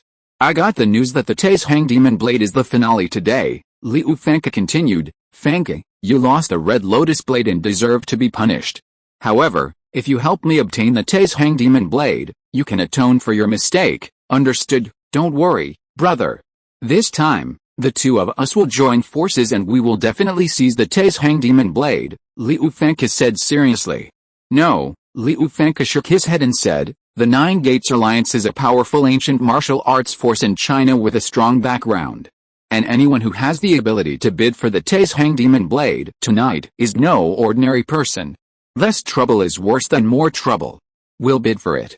I've prepared 5 billion, so we should be able to win it legitimately. Brother, the Taizheng Demon Blade is clearly from Country D, and now we're having to buy it back. I can't accept it, Liu Fengke gritted his teeth. We'll have to bid for it, and if we can avoid it, we'll do our best to take the Taizheng Demon Blade, Liu Fengke said solemnly. Upon hearing this, Liu Fengke agreed. Yes, I'll follow your orders, brother. Yes, Liu Fengke nodded gently, then looked up at the auction table. The auction had already begun, but the items on offer were all insignificant, naturally not catching Liu Fengke's eye. The Taizheng Demonic Blade, a precious sword from the same period as the Red Lotus Blade, possesses mysterious powers. Haha, it seems this trip wasn't in vain. The evil energy within the Red Lotus Blade allowed me to break through to the 3rd level of key training. The Taizheng Demonic Blade must also contain evil energy. I'm determined to obtain it. In the private room on the 2nd floor, Su Yang overheard the conversation between the Liu Fengke brothers, a playful smile playing on his face. However, he could sense that Liu Fengke was much stronger than Nalan Zhu, so he was still a little apprehensive, unsure if he could hold his own against two of them. The title of Xuantian Immortal Brother wasn't given for nothing, and without absolute certainty, he didn't want to take any risks. A brute force approach wouldn't work, he had to devise a plan. Just as Su Yang was racking his brains, 2 more people appeared at the auction. One old and one young. Among them, Su Yang was very familiar with the young man. He was the 2nd young master of the Nalan family, Nalan Yi. As for the old man, she was an old woman with a withered face and wrinkles on her face. She looked to be over 70 years old. This old woman was Nalan Yi's grandmother, Song Lihua. She came from a large family in Kyoto. She had long been a martial arts master and her strength far surpassed that of Nalan Zhu. In order to avenge his grandfather and to clear the obstacles for himself, Nalan Yi contacted Song Lihua last night and wanted her to kill Liu Fengke. Grandma, I used the power of the Nalan family to find Liu Fengke's whereabouts. He is now at the auction. At this time, Nalan Yi looked around and soon found Liu Fengke. He pointed at him and whispered, Grandma, he is the murderer who killed Grandpa. Liu Fengke, you must kill him and avenge Grandpa. Chapter 94. Their whole family is patriotic. In Nalan Yi's opinion, Liu Fengke must die. Putting aside the need to avenge his grandfather, just to take the blame for someone else, he must kill Liu Fengke. After all, they have already made enemies with Country D. If Liu Fengke doesn't die, then sooner or later, it will be him, Nalan Yi, who will die. Liu Fengke, at this moment, Song Lihua, who is over 70 years old, glanced at Liu Fengke from a distance, and a hint of doubt flashed in her old eyes. He is only in the early stage of the Grandmaster. His strength is almost the same as that of the old man Nalan Zhu. How could he kill a mid-stage Grandmaster? Suddenly, Song Lihua noticed Liu Fengke next to her, and it suddenly dawned on her, so that's how it is. An early-stage Grandmaster and a mid-stage Grandmaster, the two of them can kill Nalan Zhu together, although I have a quarrel with the old man for a lifetime. After all, a husband and wife are bound by grace. Now that he is dead, all the grudges are gone, Song Lihua said in a gloomy voice. You two, joined forces to kill my husband. This account must be settled. Grandma, that Liu Fengke came to the Nalan family a few days ago to ask for an explanation. He didn't take the Nalan family seriously at all. Nalan Yi added fuel to the fire. HMPH, he's just a jumping clown, and he dares to trample on the dignity of the Nalan family. He doesn't know how to live or die. Song Lihua snorted coldly, and said lightly, the German black market has a strong background. It is not appropriate to take action now.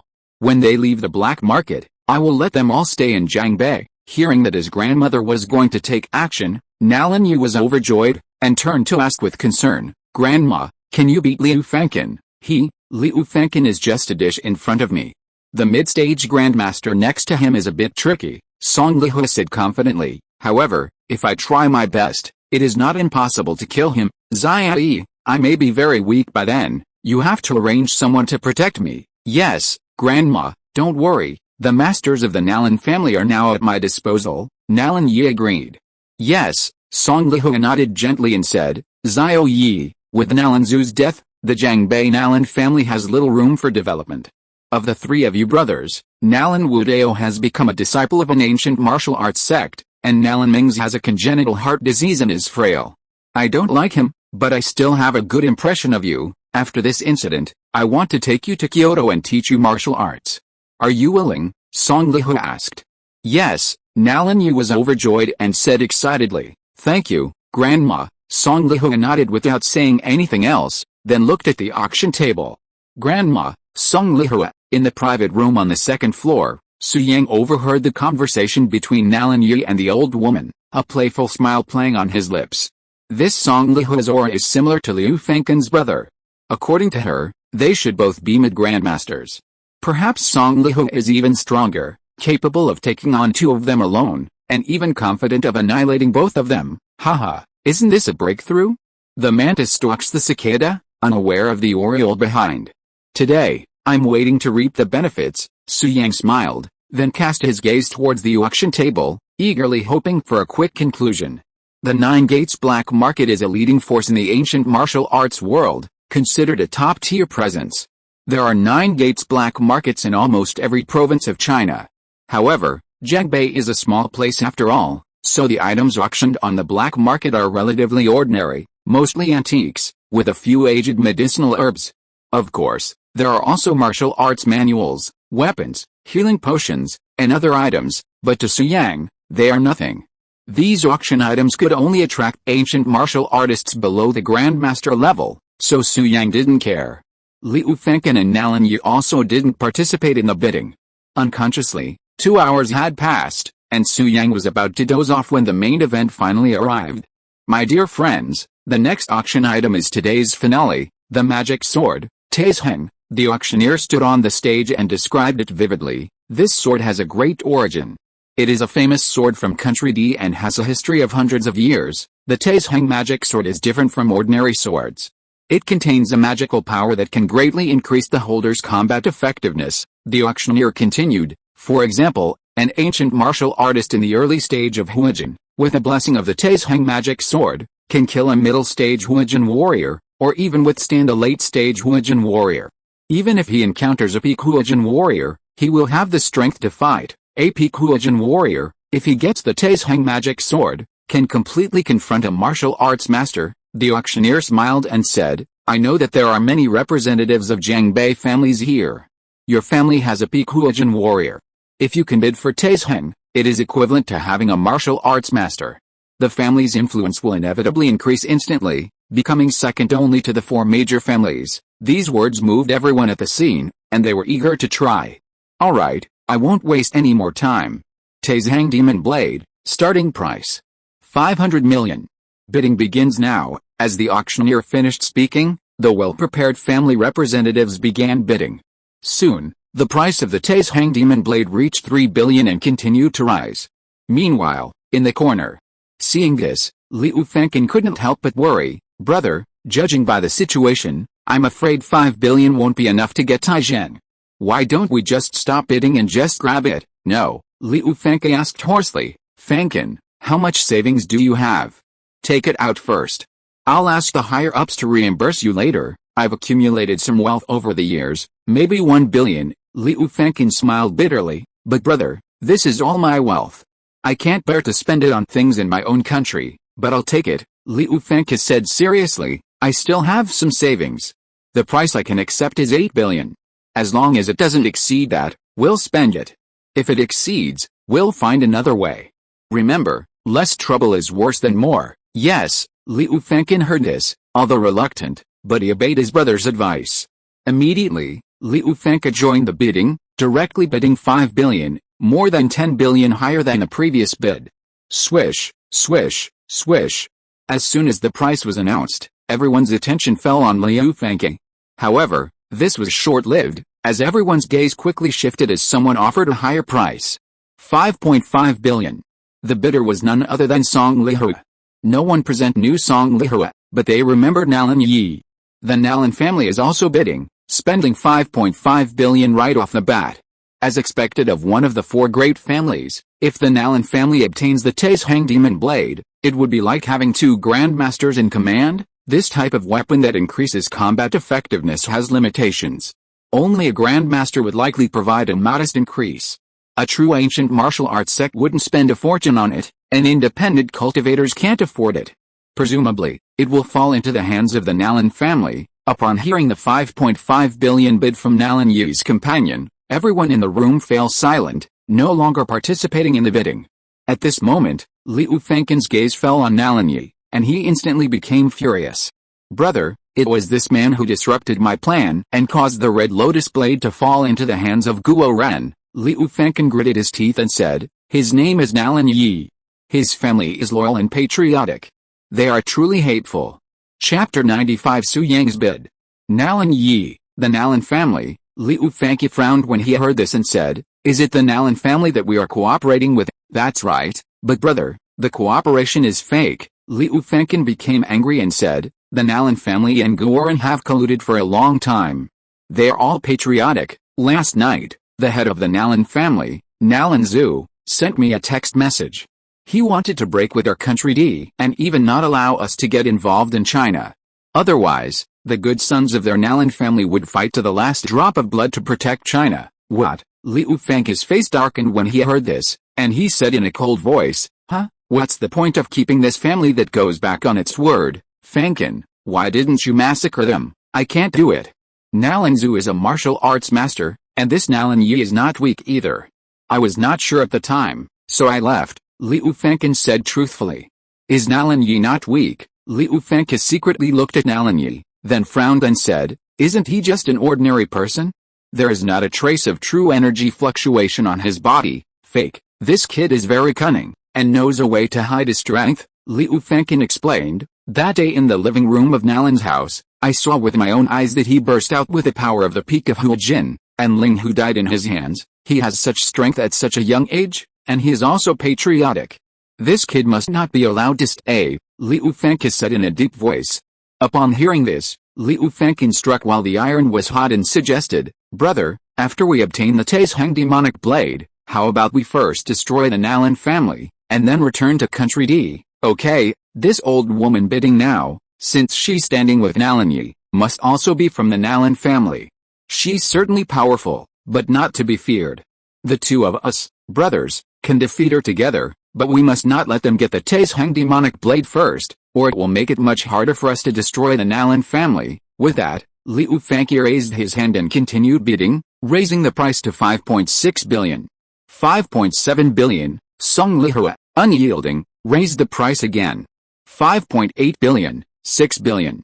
And so, Song Lihua and Liu Fangke engaged in a heated argument. Everyone else in the room stopped bidding, leaving only the two of them, constantly raising their hands.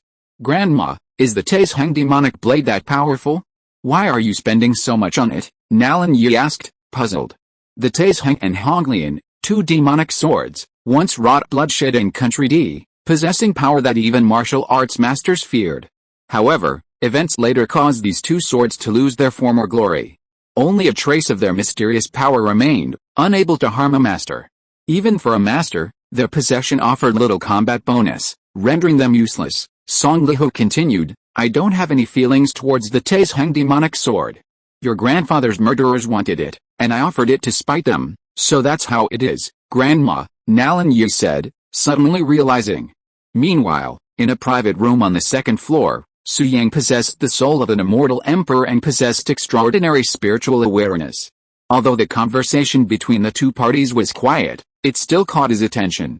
Haha, interesting, Su Yang's lips curled slightly, and he continued to watch the show. After a few minutes, the price of the Taishang demonic sword had risen to 7.8 billion. Liu Fangke was determined to obtain the Taishang demonic sword, so he made his bid without hesitation. However, Song Lihua was merely teasing Liu Fangke, so each bid was cautious. If she made a bid and Liu Fangke didn't raise it, then according to the rules, she would have to pay billions. The Tai's Hang Demon Blade was dispensable to Song Lihua, a mere trifle worthless, so she naturally felt reluctant to spend billions on it. Song Lihua's bids rose bit by bit, merely testing Liu Fangke's limits. When the price reached 7.8 billion, Song Lihua noticed Liu Fangke's grim expression and his resentful gaze, and she decided it was enough, so she stopped. 7.8 billion once, 7.8 billion twice, 7.8 billion three times. On the stage, the auctioneer raised the hammer high, ready to end the auction. Liu Fangke breathed a sigh of relief, finally securing the Tai's Hang Demon Blade. But then, Su Yang, from the second floor, slowly spoke, 8 billion, wow. The entire audience erupted in an uproar, everyone looking over. There's someone in the second floor private room. It's said this room is reserved for sect leaders. Could it be that a sect leader from an ancient martial arts sect is here? I've attended 7 or 8 auctions at the Nine Gates Black Market, and no one has ever sat in the second floor private room. I wonder which sect leader is up there. Everyone looked cautiously at the second floor private room, their expressions filled with awe.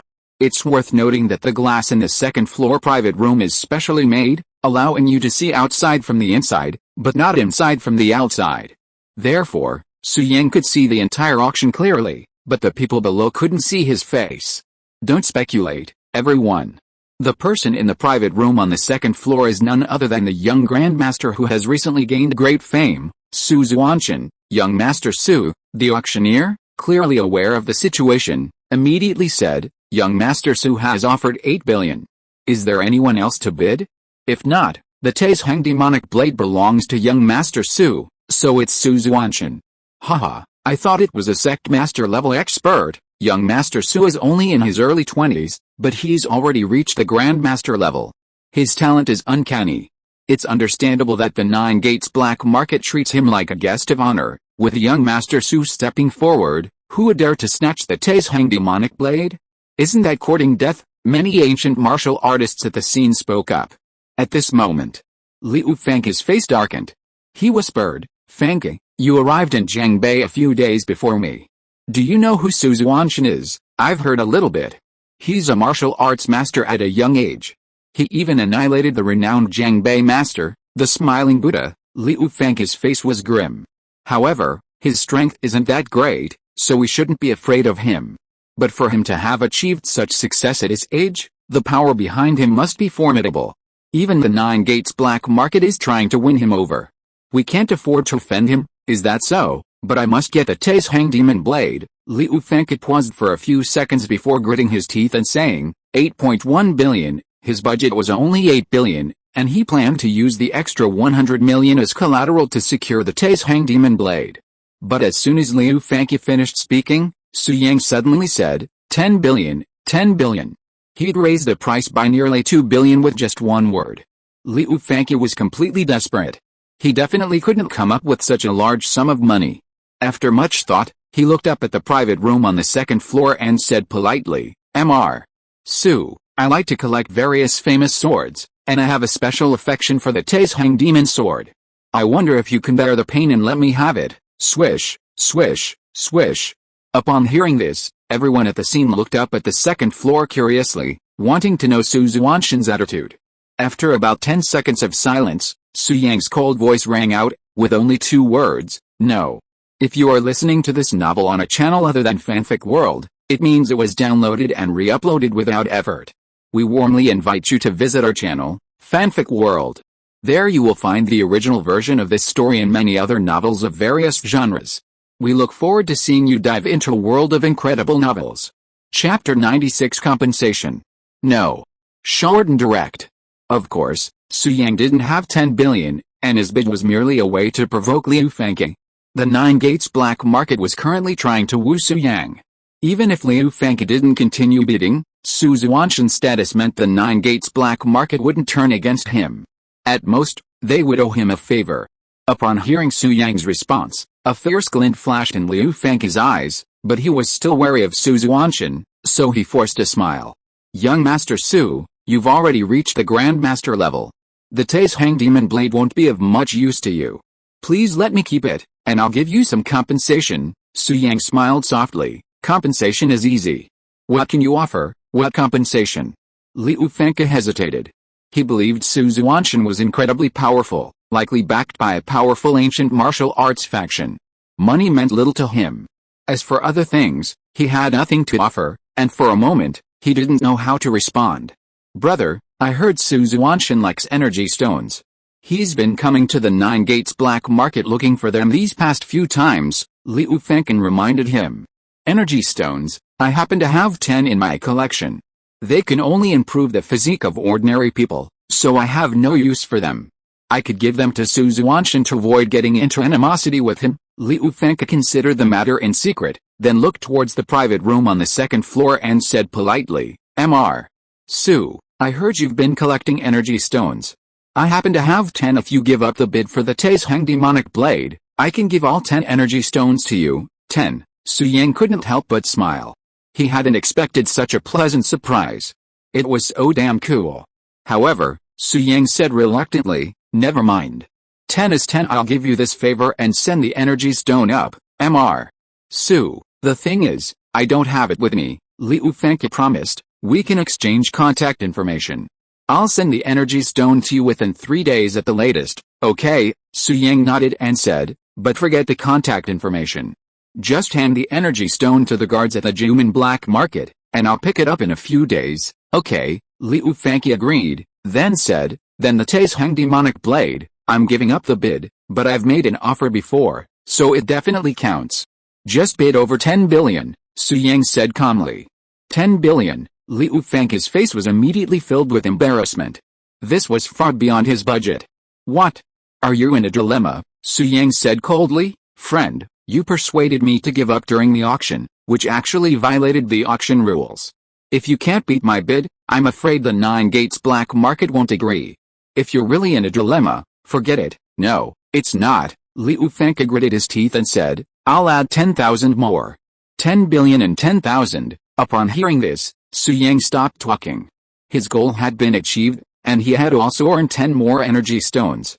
10 billion and 10,000 once, 10 billion and 10,000 twice, 10 billion and 10,000 thrice. Then, the auctioneer hammered down the final bid and said with a smile, Congratulations, friend, on successfully winning the Taisheng demonic blade. Soon, the auction concluded successfully, and the audience gradually left. At this time, 2 guards walked into the second floor private room with smiles on their faces. One of them said gratefully, Mr. Su, thanks to you today, you've managed to raise the price of the Taisheng demon sword by 2 billion, it's a piece of cake. Since I'm staying in your most prestigious private room, I must contribute to the Nine Gates Alliance, Su Yang said casually. Thank you so much. I've already told the Alliance leader about this, and he's decided to give you a purple gold card. The guard then produced a gilded card and handed it to Su Yang, adding, this card contains 5 billion. You can spend it at the Nine Gates black market. Of course, our purple gold card is approved by the China Banking Regulatory Commission, and you can also purchase things in the city. You can link it to a mobile payment app or just swipe it. 5 billion. Earth has many resources that can be purchased with money. Money is inevitable in the future, and these 5 billion come at the perfect time. Su Yang was delighted, but he was reluctant to accept it, saying, I'm so sorry, Mr. Su, please accept it.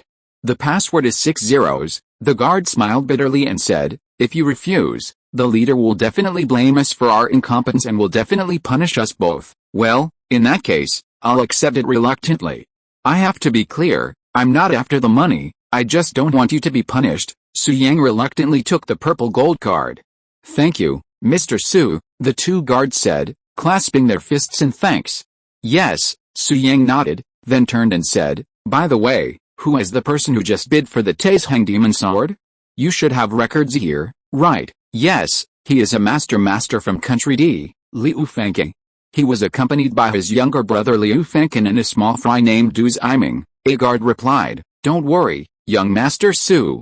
I specifically instructed him on behalf of the Nine Gates black market that he dare not renege on your 10 energy stones, otherwise the Nine Gates black market will not let him off. That's good, the auction is over now. I'll be leaving now, you two. See you next time. Su Yang was very satisfied and then stood up and left the private room. "Farewell, young Master Su," the two guards bowed. After seeing Su Yang off, one of the guards said, "The Alliance leader is truly generous. The purple gold cards issued by our Nine Gates black market are only available to sect master level experts, but the Alliance leader not only gave him a purple gold card but also topped up 5 billion for young Master Su. I've never seen the Alliance leader treat someone so kindly. I'm so envious. I wish I were young Master Su, don't be jealous. Young Master Su is incredibly talented. If you had his talent, the Alliance leader would also spend lavishly to win you over." Another guard laughed. "Haha, then I'll never have a chance," the guard chuckled and said, "The Alliance leader should be here the day after tomorrow. I wonder if he can convince young Master Su to join the Nine Gates." "Not a problem. I heard the Alliance leader has collected hundreds of energy stones." Su Yang didn't hear the two guards' conversation. He had to grab the Taisheng demon sword, so he quickly left the Nine Gates black market. Meanwhile, the Liu Fengke brothers, thrilled to have obtained the Taisheng demonic blade, hurriedly left the Nine Gates black market, planning to hide the blade before proceeding to massacre the Nalan family. About 10 minutes later, Liu Fengken, and Du Ziming arrived at the East Mountain Woods. However, just as they arrived, Su Yang arrived, concealing his presence in the shadows. This place is rarely visited, surrounded by trees. Burying the Taisheng demonic blade here will mark this spot, ensuring no one will notice, Du Ziming suggested. Yes, Liu Fengke agreed. He immediately dug a hole under a tree, placed a blade inside, and then covered it with soil, carving a D into the tree. Liu Fengken, concerned, covered the hole with weeds, finally feeling relieved. The three of them then left the East Mountain Woods together, looking murderous, likely planning to storm the Nalan family. Su Yang, hiding in the shadows, watched their actions with a scowl. "I'm so fucking ready to fight to get the Taisheng demon sword, and now you want me to take advantage of it? How disrespectful of me, don't I, the Xuantian Immortal Emperor, have any dignity?" Chapter 97 Brotherly Love. Of course, it's fair to say that sometimes, face isn't important, it's just satisfying to find a bargain. Su Yang didn't bother with the Liu Fengke brothers. After watching them walk away, he went to where they had buried the Taisheng demon blade and easily seized it. "Haha, something worth 10 billion, I just got it like that. It feels like a dream." Su Yang gave a playful smile and began to examine the demon blade in his hand. His eyes soon lit up. The evil energy imbued in this blade is even greater than that of the Red Lotus blade. This evening's journey was truly worthwhile. Just as Su Yang was examining the Taisheng demon blade, he suddenly heard the sounds of fighting in the distance. After carefully sensing it, Su Yang's lips curled up as he said, "Nalan Yi and his grandmother have arrived, and they're fighting with the Liu Fengke brothers, tonight." Su Yang's target was the Taisheng demon blade, and now that he had it, he should have left. However, he wanted to test the strength of Nalan Yi's grandmother and Liu Fengke to gauge his ability to withstand them. So, Su Yang put away the Taisheng demon sword, hid in the darkness, and gradually approached the location of the battle. Not long after, he saw an old woman and the Liu Fengke brothers fighting to the death. The scene was full of rage, leaves were flying, and the movement was quite loud. As for Nalan Yi, he stood aside, cheering for his grandmother from a distance. Not far from Nalan Yi, there lay a corpse covered in blood. It was Du Ziming, who should have been killed by Song Lihu. At this moment, Song Lihu was gathering strength, the energies in her palms were overflowing, and then she suddenly sent out a palm, which was extremely terrifying. Seeing this, Liu Fengke and Liu Fengken attacked at the same time, which resolved Song Lihu's offensive. "Brother, this old woman is not simple." Liu Fengken was forced to retreat several steps and said with a serious face. "Well, she and I are both in the middle stage of the Grandmaster realm, but she has been in the middle stage longer than me, and her true energy is a little stronger than mine. I underestimated her." Liu Fengke stared at Song Lihu and said in a deep voice, "However, if the two of us join forces, it will not be a problem to escape from her." "Escape? Brother, what about the Taisheng demon sword?" Liu Fengken asked in a low voice. "Don't worry, no one knows that we would bury such a precious sword in the woods," Liu Fengke said lightly. "Let's find a chance tomorrow and come back to get it. As for the Nalan family, let's keep this account for now, and it's not too late to retaliate later, okay? I'm willing to follow my brother's arrangements." Liu Fengken nodded. "Yeah," Liu Fengken nodded, then offered an idea. Fankin, your strength is a little weak.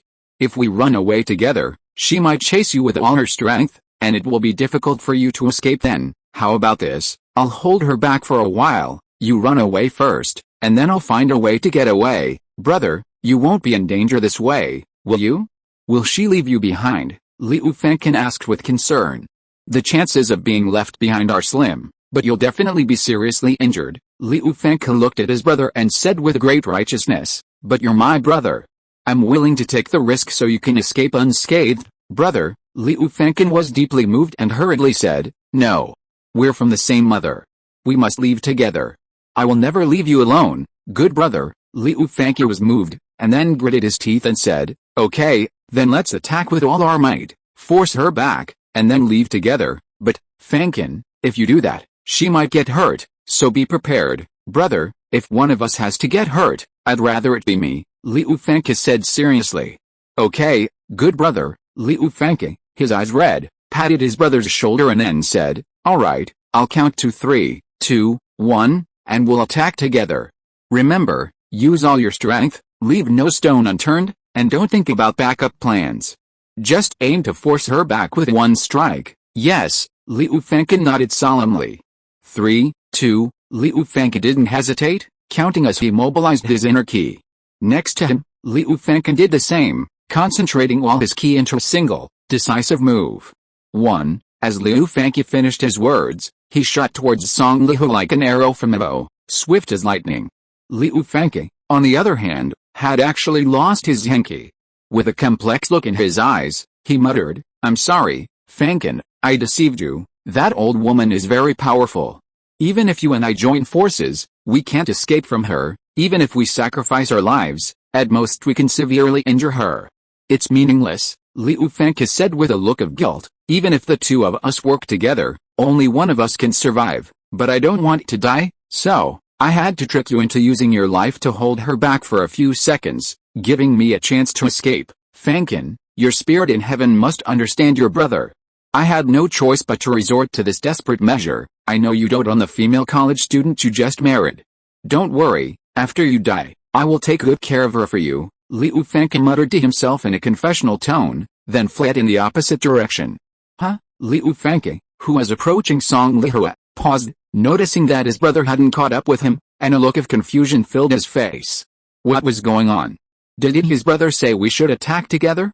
HMPH, looking for death. At that moment, Song Lihu suddenly moved, instantly reaching Liu Fankin and suddenly slapping him with her palm.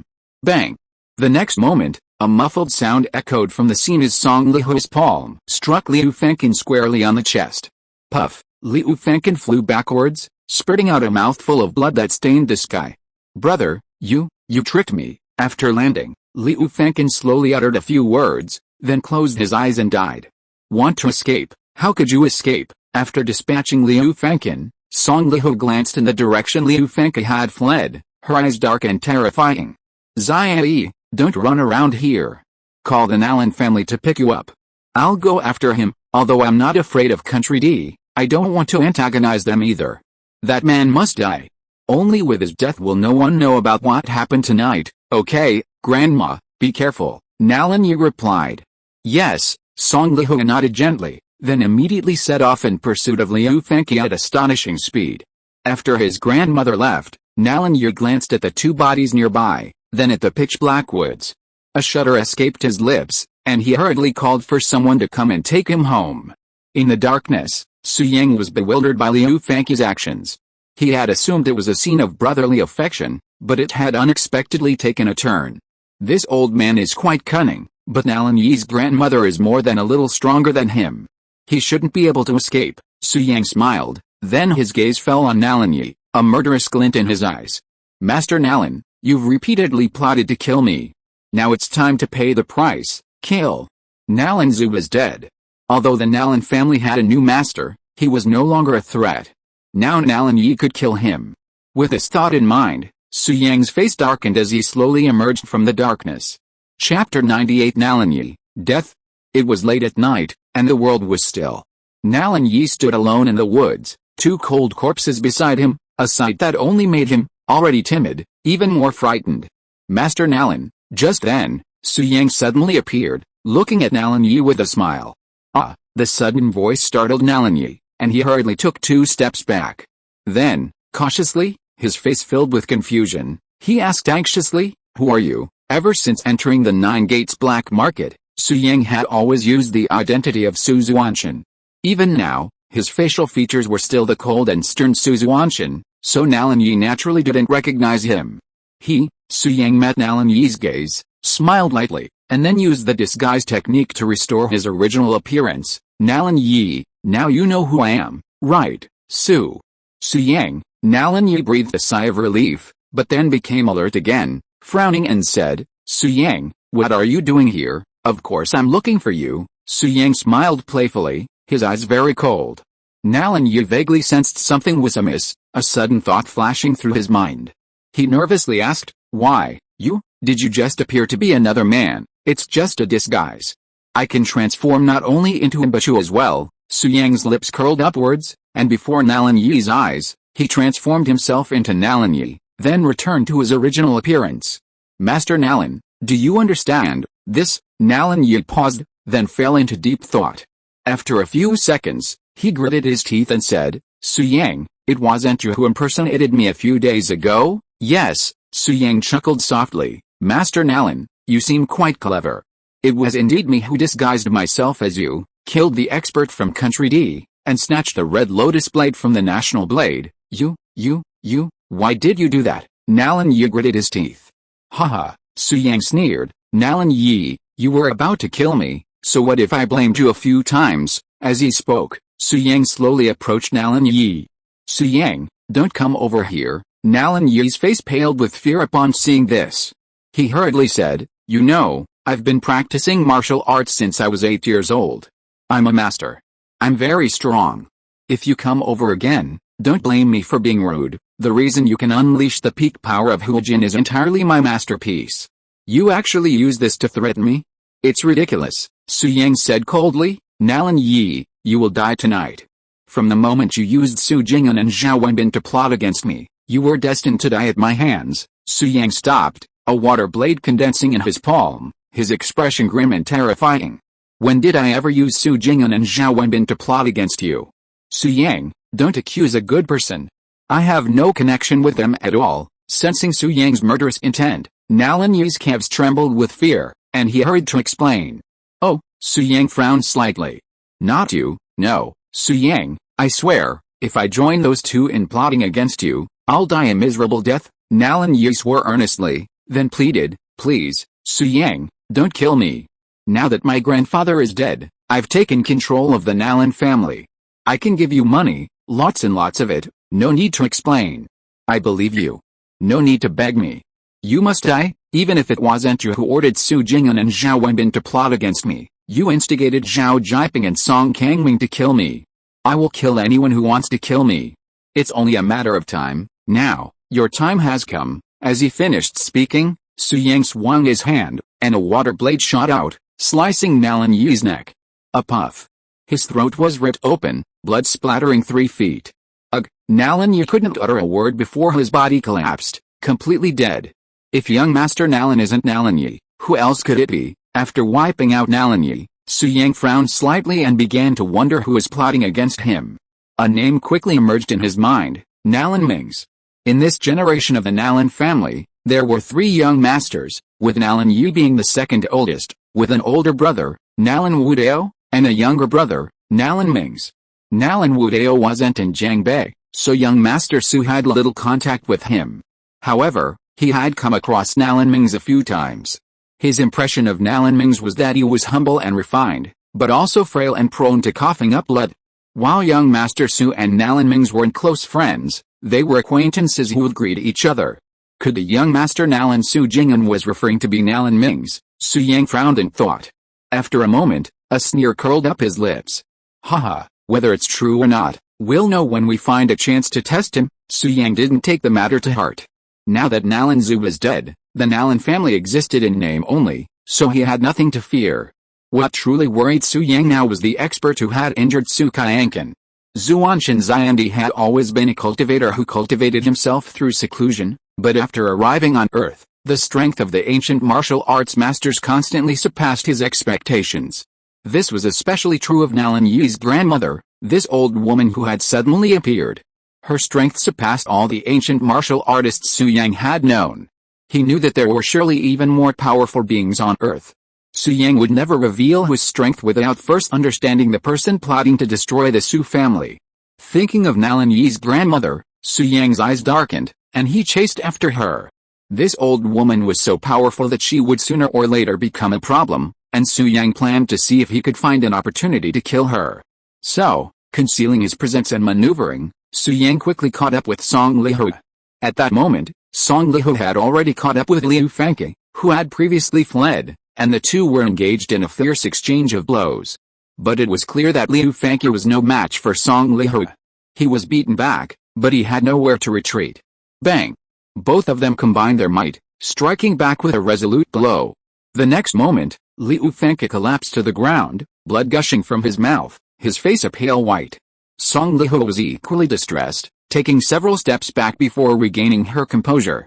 Although she didn't collapse, a stream of blood streamed from her mouth, and her breathing became erratic, clearly severely injured. With your strength, you dare dream of destroying the Nalan family? Haha, you ignorant creature. Song Lihu wiped the blood from her mouth, her face sullen as she approached Liu Fangke, intent on striking him. Liu Fangke was terrified, but he had lost his fighting strength, struggling to even stand. There was no escape. Die! Song Lihu approached Liu Fangke, her eyes gleaming with murderous intent, raising her hand to strike. But at this moment, Su Yang, disguised as Su Xuantian, suddenly leaped out of the darkness, having already condensed a water blade, which he flung directly at Song Lihu, intending to kill her with one strike. The water blade, condensed from the spiritual energy of the third level of key training, emanated terrifying power and headed straight for Song Lihu. Chapter 99 Where is the knife? Song Lihu was about to kill Liu Fangke, eliminating any future trouble, when she suddenly sensed a terrifying murderous intent, her heart sinking. Oh no, Song Lihu sensed the presence of a water blade hurtling toward her. So, she gave up on killing Liu Fangke and focused all her energy on dodging. Puff! But the water blade still slashed her arm, and in a split second, it was severed and fell to the ground, demonstrating the terrifying power of the water blade's attack. Who are you? How dare you attack me? Song Lihu steadied herself, clutching her wound, and roared in fury, her gaze fixed on Su Yang. I am Su Xuantian. Su Yang had transformed into Su Xuantian, his face stern and his aura dark. He met Song Lihu's gaze without fear. Su Xuantian, I've heard of you in the Nine Gates black market. You're a young master in your 20s, and you're indeed very strong. Song Lihu glared at Su Xuantian, gritting her teeth and saying, but I haven't offended you, have I? Why did you attack me? Why? Haha. You're Nalan Yi's grandmother. The Nalan family wanted to kill me, and I killed both grandfather and grandson. How could I have kept you? However, now that he is Su Xuantian, he naturally cannot use this reason, so he glanced at Liu Fangke next to him and casually said, this person owes me 10 energy stones. He can't die, so the only one who will die is you, energy stone. Song Lihu remembered that this was indeed the case, and immediately said, Su Xuantian, you are talented, but you are young after all, and your strength is not as good as mine. Even if I am seriously injured and have a broken arm, you still can't kill me easily. As she said, Song Lihu looked at Liu Fangke and continued, but he is different. You and I can kill him with a raise of our hands. How about this? I'll give you 10. No, I'll give you 20 energy stones, and you leave immediately. How about it? Song Lihu attempted. Haha, no, who do you think I am? Su Yang declared righteously. I, Su Xuantian, have always acted uprightly and honestly. He promised me 10 energy stones, and I agreed to accept them. That's a deal, so why would I go back on my word? You, prepare to die? As soon as he finished speaking, Su Yang's eyes darkened, a powerful aura emanating from him as he struck decisively. He didn't bother to waste time, because he was determined to kill both of them, leaving no one behind. Seeing Su Yang's attack, Song Lihu's expression darkened. She endured the pain and met his blow. Su Yang and Song Lihu engaged in a fierce battle, but Su Yang didn't crush her, instead resulting in a close fight. I never thought a lowly system like ancient martial arts could be so potent when cultivated to a high level. Su Yang was secretly surprised, but in his heart, ancient martial arts remained nothing more than trash. The realms of immortal cultivation begin with key training, followed by foundation building, golden core, and nascent soul. Meanwhile, the ancient martial arts realms progress from Mingjin to Njin, Huajin, and Grandmaster. Su Yang was only at the lowest level of cultivation, even a mere key training level 3 cultivator, yet he could face a top-tier ancient martial arts master. Naturally, he didn't take the ancient martial arts system seriously. But it must be said that Song Lihua, a grandmaster at this level, was still formidable. Even with her severe injuries, Su Yang still fought her off for over 100 rounds. It's over, Su Yang took a step forward. With Su Jingyun's experience as a lesson learned, he wouldn't be careless. He immediately condensed a water blade, intending to strike with a single blow. Song Lihua's face darkened, her withered eyes filled with fear. She had lost the ability to dodge. But just then, a figure suddenly appeared and rescued Song Lihua before the water blade could strike. In a split second, the two vanished into the darkness. Looking for death, Su Yang sneered. He had sensed someone approaching, so he immediately lashed out with another water blade. Puff! The attack struck the man rescuing Song Lihua, but it wasn't fatal. The two continued to flee. Su Yang stood up and tried to give chase, but the man suddenly threw a ball, which instantly exploded. Boom! Su Yang instinctively stepped back, dodging the destructive force of the blast. With a wave of his hand, he dispersed the smoke. However, by then, Song Lihua and the man had vanished. This man is even stronger than Song Lihua. He only wants to save her and has no desire to fight. Otherwise, I might not be his match. Su Yang stood there, pondering, but ultimately decided not to risk chasing. Then, Su Yang's gaze fell on Liu Fengke, a murderous glint in his eyes, and he strode towards him.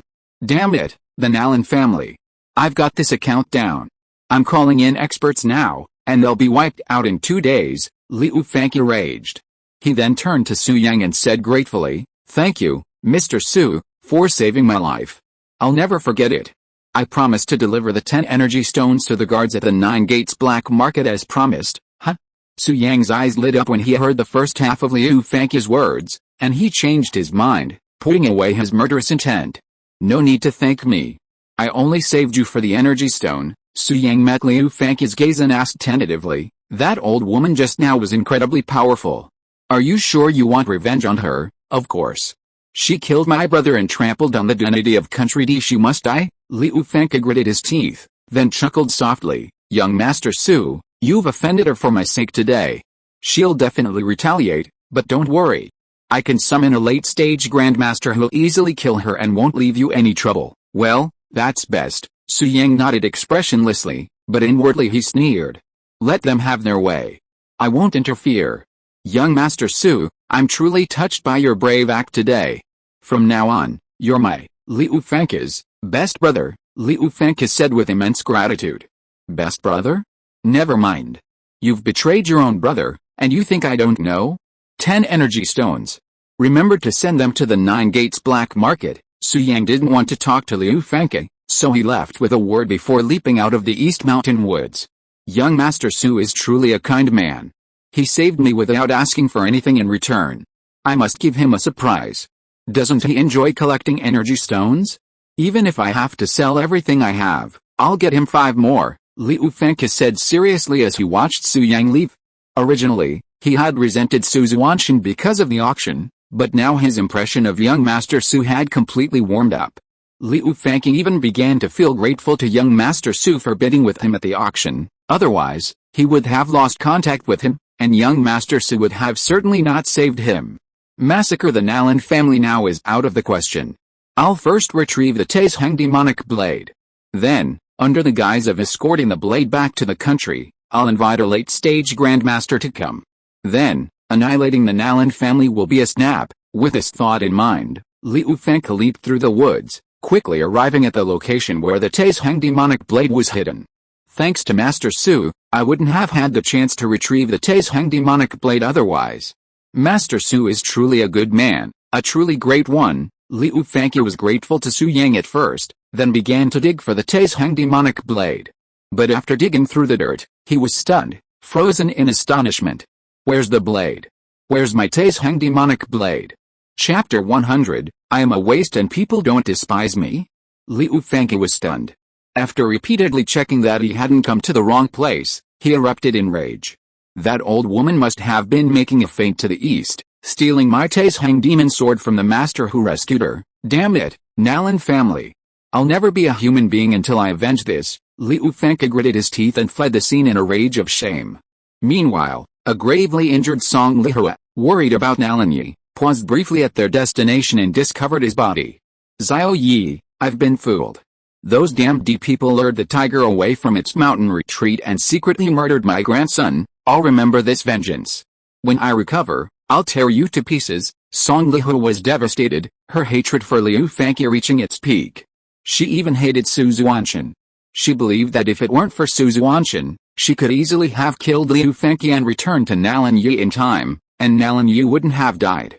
Su Xuantian, for a mere 10 energy stones, you actually tried to stop me and even indirectly caused Xiao Yi's death. Humph, those who offend me never have a good ending.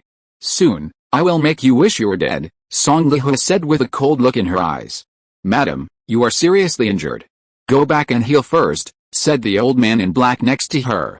Black slave, Song Lihua's gaze fell on the black-clad old man, and she demanded through gritted teeth, with your strength, you could have wiped out Su Xuantian just now. Why didn't you kill him, madam? You underestimate him too much?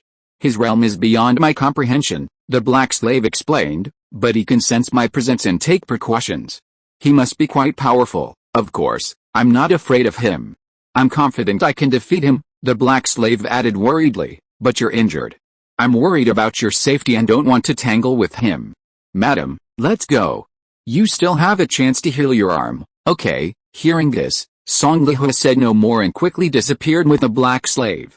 After leaving the East Mountain Woods, Su Yang first visited the Nine Gates Black Market, then returned to his original state and drove straight to the Riverside Villa. As for Su Xuantian's trouble, what did he, Su Yang, have to do with it? As long as he returned to his original appearance, he would be nothing more than an unlearned, dissolute young man, and no one would associate him with the young Grandmaster Su Xuantian. Right now, Su Yang had no other thoughts but to cultivate. Song Lihua is putting considerable pressure on him, and the presence of the man who had rescued Song Lihua had greatly increased Su Yang's sense of crisis. He planned to return to the Riverside Villa and refine the evil energy within the Taishang Demon Blade, striving to break through to the 4th level of key training.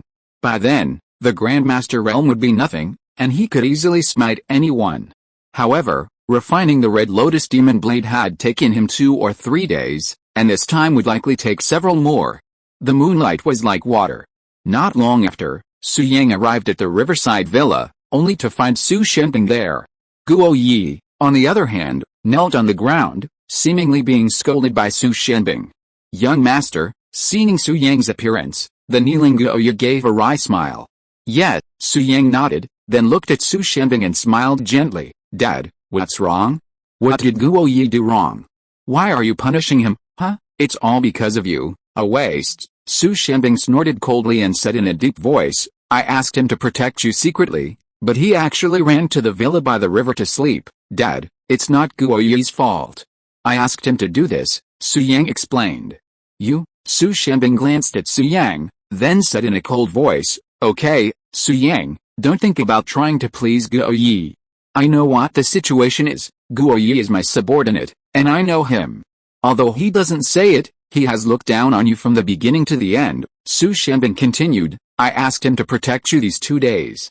He must have been full of complaints and didn't want to do this job, so he was slacking off. As for you, little bastard, you wish Guo Yi would follow you every day so that you won't get beaten when you go out to show off. Fuck, Dad, you are so smart that you even guessed Guo Yi's psychological activities. Su Yang's face was full of admiration, and then he looked at Guo Yi, winked, and asked, Guo Yi, is it because you despise me that you didn't protect me secretly? Guo Yi naturally understood what Su Yang meant, so he admitted, I deserve to die, please punish me, head of the family and eldest young master. Damn it, I'm so pissed off, Dad. This Guo Yi is so irresponsible.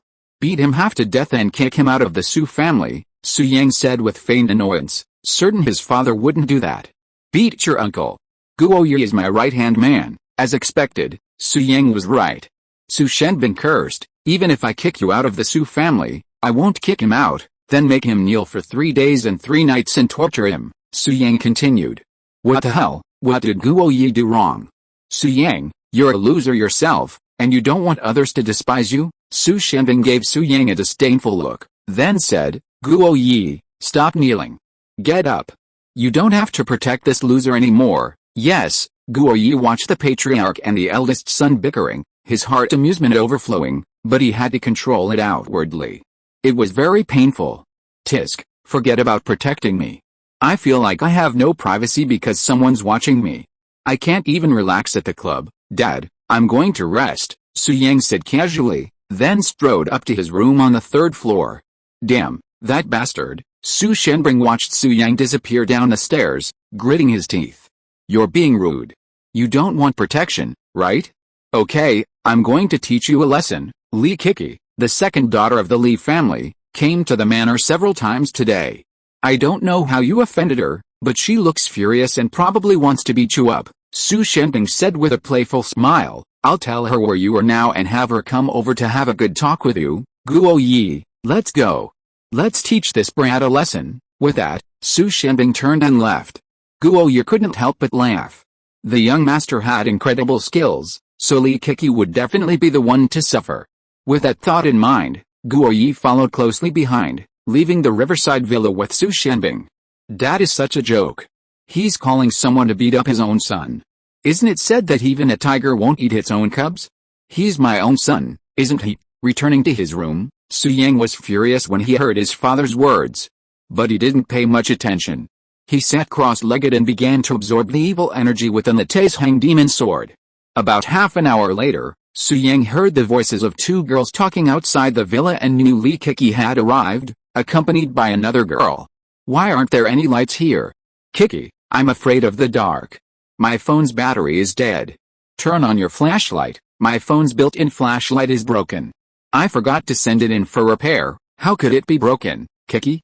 You're not taking good care of your phone. You can't just tear off the film and put on a case and play with it. You can't look at it, touch it, poke it, or insert it all day long. You'll definitely break it. Oh, tear off the film? Put on a case? Touch it? Insert it? Su Yang, who was sitting cross-legged, opened his eyes immediately upon hearing these words, and his mind almost lost its balance. What the hell was this? What kind of lewd words were these? End of this chapter. Thank you so much for reading until the end. Don't forget to give it a like. Looking for more exclusive content and immediate access? Subscribe to our Patreon. Remember, every like, subscription or donation encourages us to continue. Thank you all. See you in the next video.